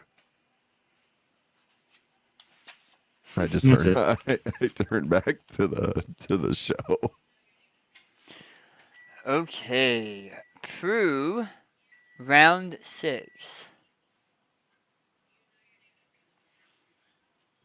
Okay, so are all our beans either acid goo or in the pot? You need to finish one last bundle to be completely finished with the task. And that bundle needs to be in the walk by the end of the round for you guys even to complete the task in the time. Question. Yeah. Has the acid been dissolving the beans? So, it has been, it dissolved some of the beans that would have counted that did not now count. Which, the way I did that was, it added hit points to the beans you have left that you have to complete. I see. I got it. I got a 16 on my attack roll. That hits. And you said it's just a D4, right? D4 plus your dexterity modifier. Okay.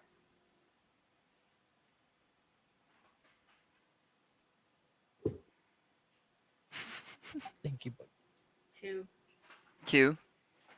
Thank you very much. That's 2 with your dexterity modifier? Yeah. Oh, wow. I'm not very dexterous. Yeah. And I blame the cat for bad rolling. So sometimes, your players will take what you had planned and completely throw it out the window and come up with something completely great that is not what you had prepared.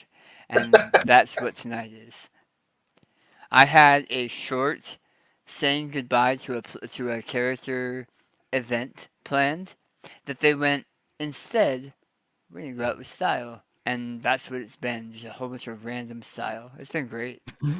But not what I expected at all. Not what I had prepared at all, which is great. Luckily, they went with something we had done before, so I already had that stuff prepared.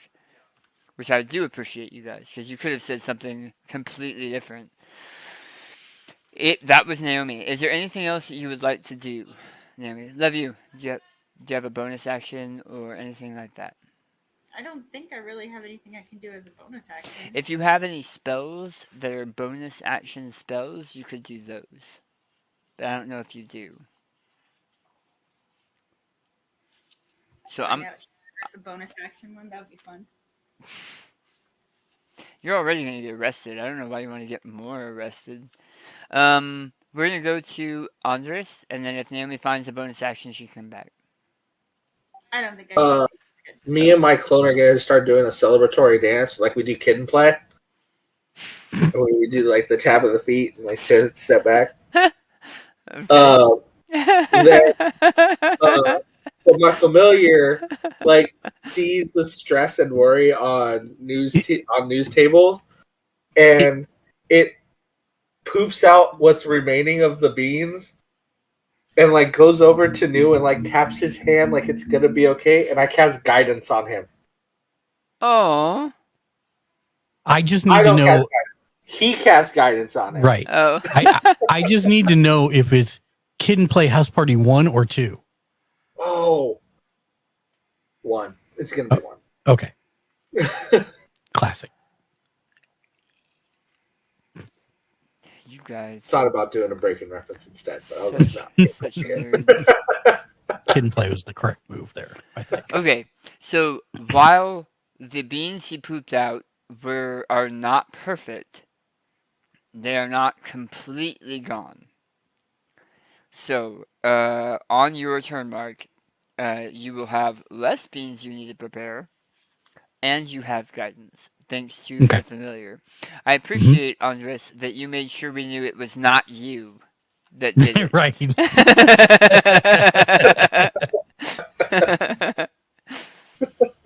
And it's you, Newt. It feels bad and stole power. Bad familiar.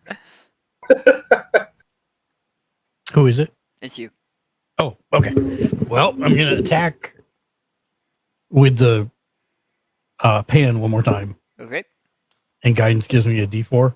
It's only to an ability check. Oh, I don't have any ability. 13 plus 3, 16. That definitely hits. And 1d8 minus 1 is 0 points of damage. Are you serious? Yeah, I rolled a 1 again. God. Okay. It is now. And that's even with the bardic inspiration? That bardic inspiration. Oh, I have bardic inspiration? Yeah, you do. So what does that give me?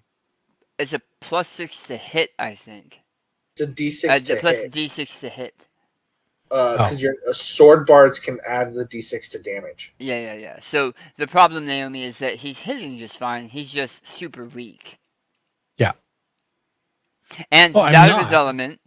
Yeah. And he's behind from Irandi, who is legitimately cooking. If Irandi was cheating in some way with his own cooking, New wouldn't have as big a problem with it. But Irandi's actually cooking his own food, and I think it's throwing New off. Yep. It would have thrown me off more had she not killed the prawn immediately. Yeah. That saved me so much time. Okay. I'm good. That's me. Sous chefs are completing tasks, but not adding anything additional to that. Sibo is out of seat, and Keck. So Keck doesn't have to sleep, but it definitely looks like he fell asleep leaning on Sibo. Okay. You could have helped fight the giant prawn. They didn't say they wanted my help. They asked. We did ask.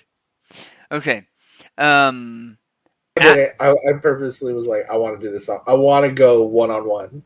At the end, I was hoping it would be one-on-one, but then Prude stepped in. I was like, oh, that ruins my trick. of being one-on-one and then doubling yourself. But you did say you wanted a rematch, so I assumed you had something up your sleeve. Yeah. At the end of the round, you note, at the end of round 6, you note that Sid the Squid is back, standing on his platform. He's got a huge smile on his face, his arms are crossed, and he says, well, looky at that, ladies and gentlemen. We have a winner for at least the cooking portion. Let's get these finished up and tasted. And you see sous chefs come in from the sides and help you finish off those last bean pods, Mark, and add them to your block, and they dish them up, and they start finishing them up and cooking them up with the rest of the sauces and making them tight, and then they have these small edible bowls just like before, and they dish out a portion of these humongous fish cakes. They have red bowls and blue bowls. And so the red bowls are Irandi's and the blue bowls are New's, and they're handing 2 of them to everyone to judge. I'm keeping an eye out for Prudence, and I'd like to prepare an action. If she messes with my food in any way, I cast Purify Food and Drink. Okay.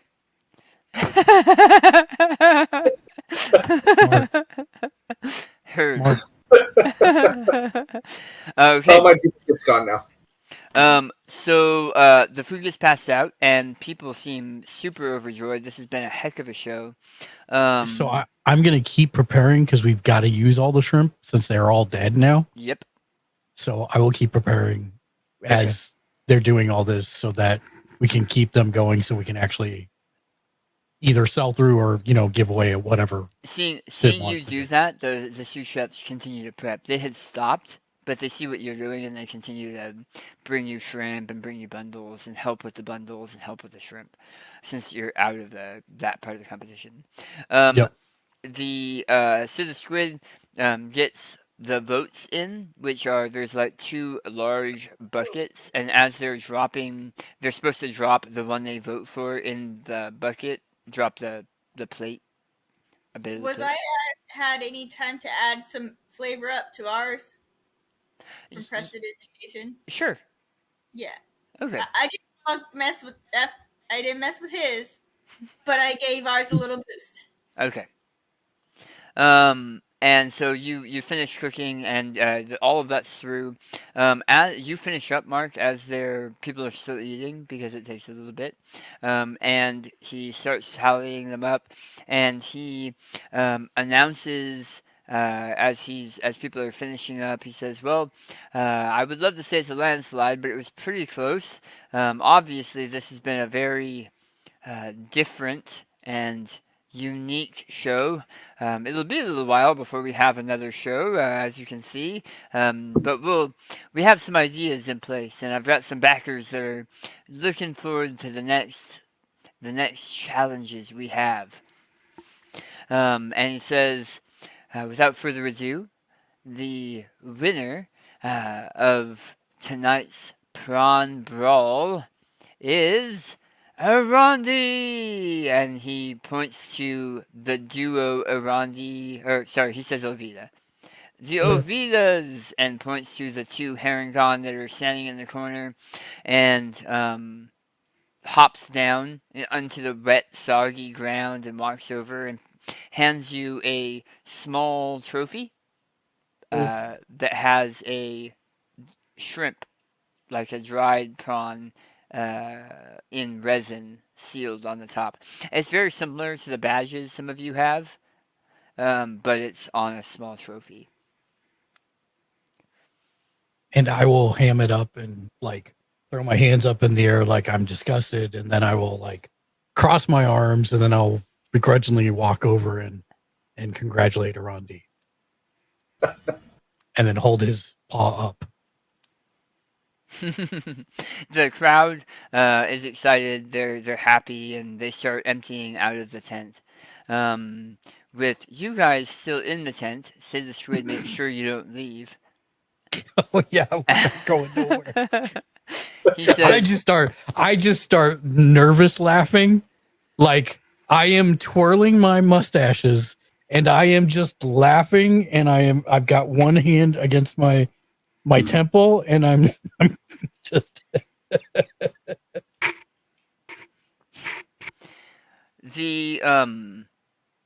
I want to make sure on time we're still good with people, right? Mm-hmm. Yeah. Okay. So he walks over, kind of chuckling himself, watching as people are leaving. He says, "Well, ain't that a thing?" Not what I was expecting. Yeah. I have a feeling I'm going to be indebted to you for a long time, and we will get this sorted. You know, we've had discussions over the last little bit, and one of the discussions you and I have had is that this show, it's not a long-lived show. We knew this wasn't going to be forever. My next plan did have that tank as part of the plan, but obviously that's not a thing anymore. And we can discuss some of how you might help make that right. But no, this is a great show. I went out to check and see what some of the things that were being said were, and I don't think anybody's seen a show like this. And that's saying something, since we've been doing this prawn challenge for about 10 years. I've been doing competitions for 20, and I've never... He just looks around. This is my second one. Carnage. Yeah, it's a war zone.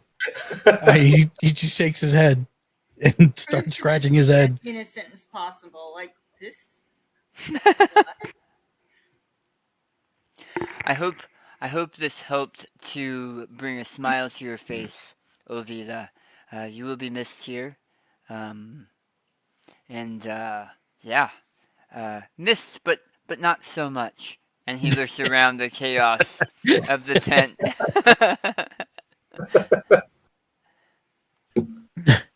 I also am gonna go grab the wrapped package from where I'd stashed it. Luckily, underneath the benches. Yeah. And give it to him and said, "By the way, I was supposed to give you this," and I give it to Arandi. And I'll open it up. Remind me. It was given to me by Ulfric. Oh, yes. Thank you. Okay. Because I knew Keck also has a wrap Yes, parcel. Yeah. correct. So as you unwrap it, you see that it is one of the,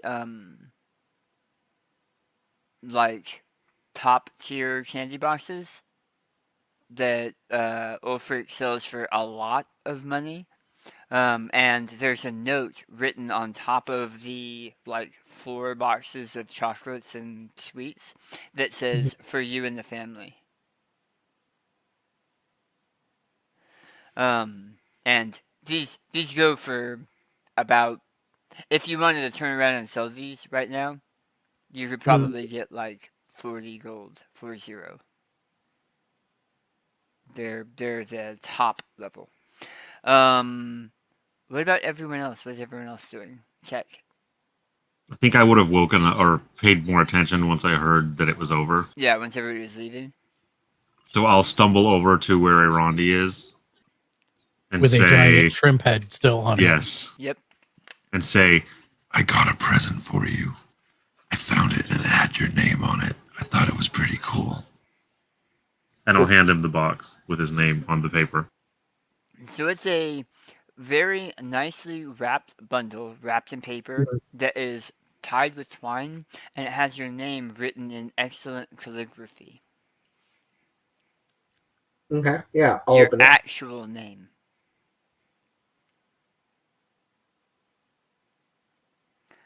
When Keck saw it, it said Irandi. It has your actual name, but it doesn't seem like Keck had a problem with it, which means somehow he saw the name Irandi. Uh-huh. And it has your Actually, I think you said it was Olvido. Oh, it said Olvida. That's what Keck saw. But you see your actual name printed in beautiful calligraphy on the outside of this paper package.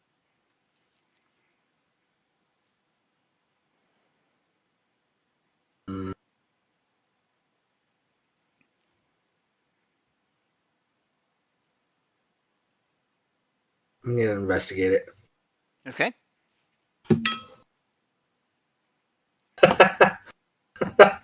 What?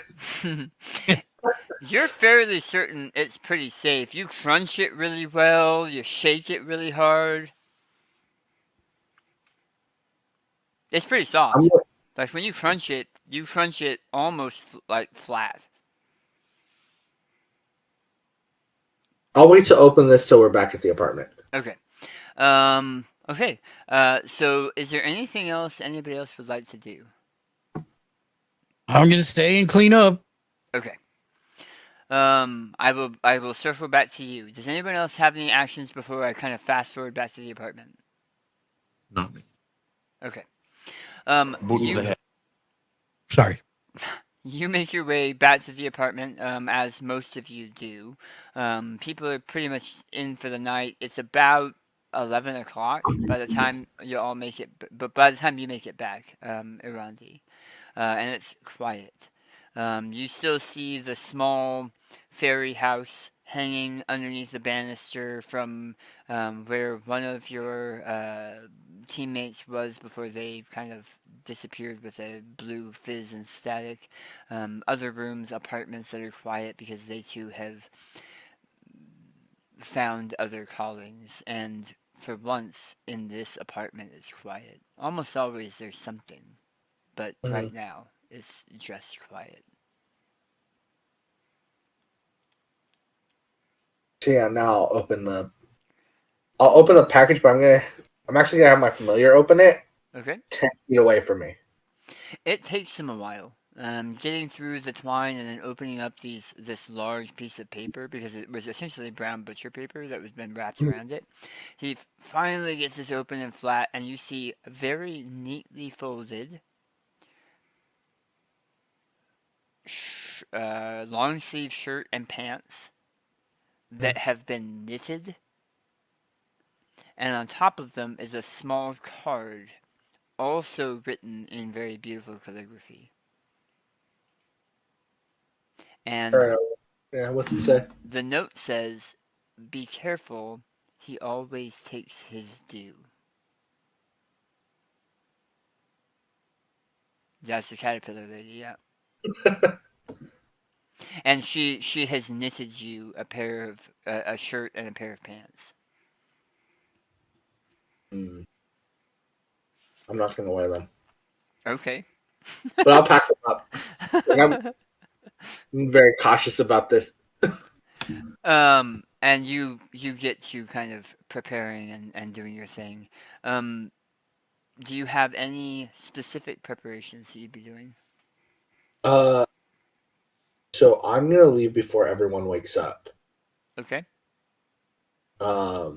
And When you wake up, you're going to see a prone mask staring down at you because I don't sleep. And I'm making sure you don't die in your sleep. I'm imagining Darth Vader sounds coming from the prawn mask. Yeah. The heads of the prawns that died. So What was it's like that? a rotting Yeah. prawn head. Yeah. Okay. Also, there's like 3 floating strings right near your your little like in your room that you're like, what? I figured it out. Okay, you were taking them with you. I don't know how many you had. yeah, I put the like persimmons in the like bag of holding and everything. And I'm like Yeah. I read out of the book of Sylvan like we're gonna go, and I just like goodbye, Keck. And I'm going to hand you 2 blighted coyote eyes that I collected from the first thing we killed. In case you get hungry, I was saving them, but you can have them. And I give you my bag of peppers.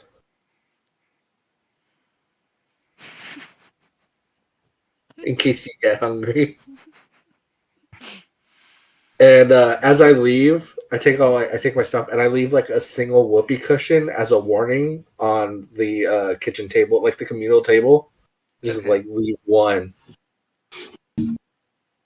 And it has a note that says there will be more. And I leave. That's all right. Is there any way I can attach like a whoopee cushion sound effect to his detect magic ritual? Sure. Okay. As part of the ritual that you wrote up for him? Yeah, and Sure. that's what packed with the persimmons and everything like that I handed off. Okay.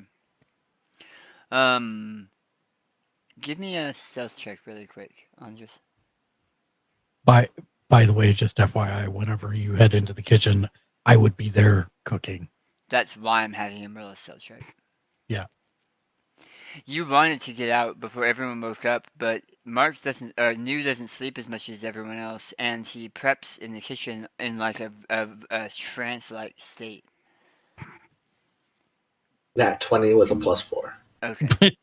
I didn't see him. Yeah, you actually walk by the open door, and he even looks out into the main entry space and doesn't seem to see you as you pass by.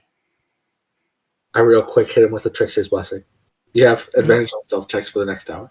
Great, thank you.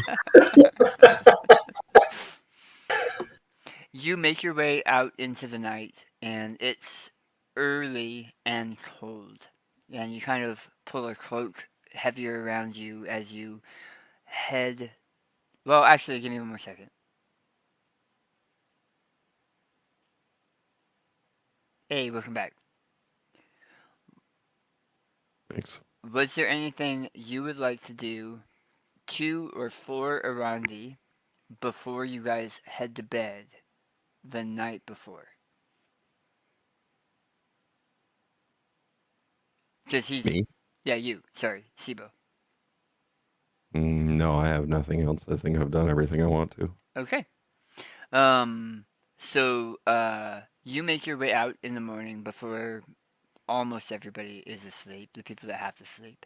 Or wake up, before they wake up. And you make your way out into the early morning. I have had this up this entire time. What is wrong with me? One second.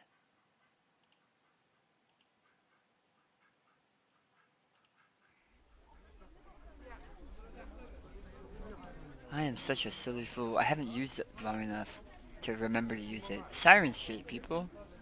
Oh. You make your way into the town, and you can see people just setting up. There's a baker that's setting up his tent, his market stall. There's some people going to and from work if they work the night shift. And most of them recognize you, and they give you a nod as you pass through the street. You make your way past the House of Convalescence out and over to the area that they told you to meet them, which was just outside the speaker's den. They walk you from there down the road to where the meeting place is for the Black Flame Library. The place where you guys have been taking your messages and getting them sent out and getting messages back. If you recall, the way that's done is with lighting a black candle in a very dark room, and the light of the candle flickers, and in the reflection of the candle you see a face. And that face takes your messages, writes them down on their end, and makes sure they get delivered. And this time, it's different. This time, you're brought in, and there's a candle lit on the table, but it's not a black candle. And there's a priest, or someone who looks like a priest, sitting on the other side. And he has a small deck of cards sitting in front of him. Each card is about the width of a thin piece of wood instead of an actual playing card. And he fans them out in front of you and says, "We're going to take a chance that fate knows where you should be. Items can travel, small items, but people can't. It's one of the things that protects us here at the Radiant Citadel. So, if you're ready, please choose a card."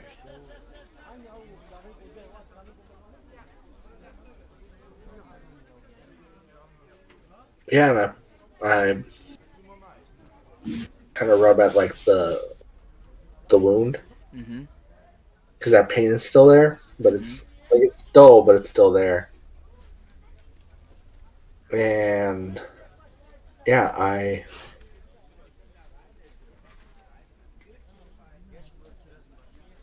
when I'm doing that, I'm actually like casting guidance on myself. Okay. To give a little bit of this, like, help me out, like divinity, help me out. Reaching out to the nameless one, like their rules say people can't travel, and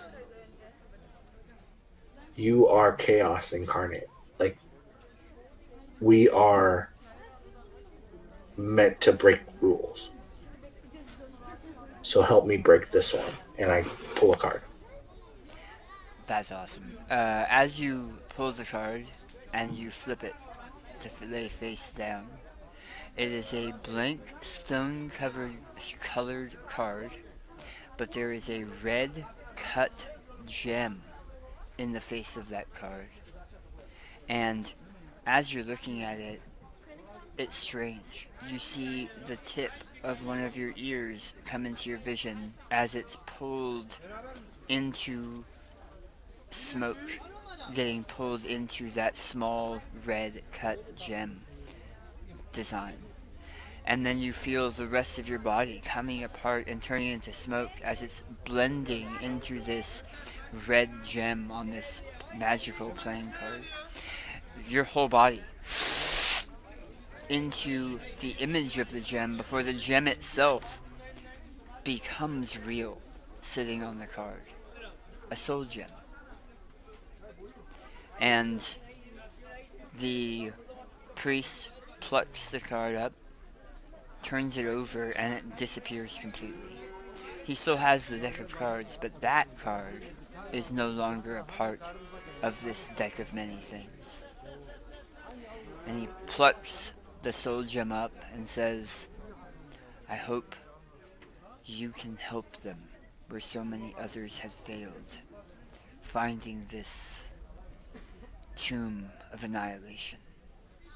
And he tucks you into his pocket in the soul gem and blows out the candle. And that is where we are going to end this portion, the game portion of tonight. You have sent, all of you, well, some of you, have sent money and items like that back through the Black Flame Library. And it is that process they will use to now transfer you back there. I'm going to share a little bit of GM notes with you guys. I don't usually do this except with Naomi, because Naomi's here and has to hear about that. You, Andres, when you first brought me Irandi, you said he grew up with goblins in the jungles of Chult. If you remember, I asked you several times if you meant Chult in the Forgotten Realms. I even had you spell it, because some places in the Forgotten Realms are sound similar, but are not the same. One specific thing about the specific place in the jungles of Chult is that there is a module called the Tomb of Annihilation. Actually, what I was looking at when I made the character. Yep, and in that, a curse happens where people cannot regenerate. If they have been reincarnated or resurrected, they start withering and dying.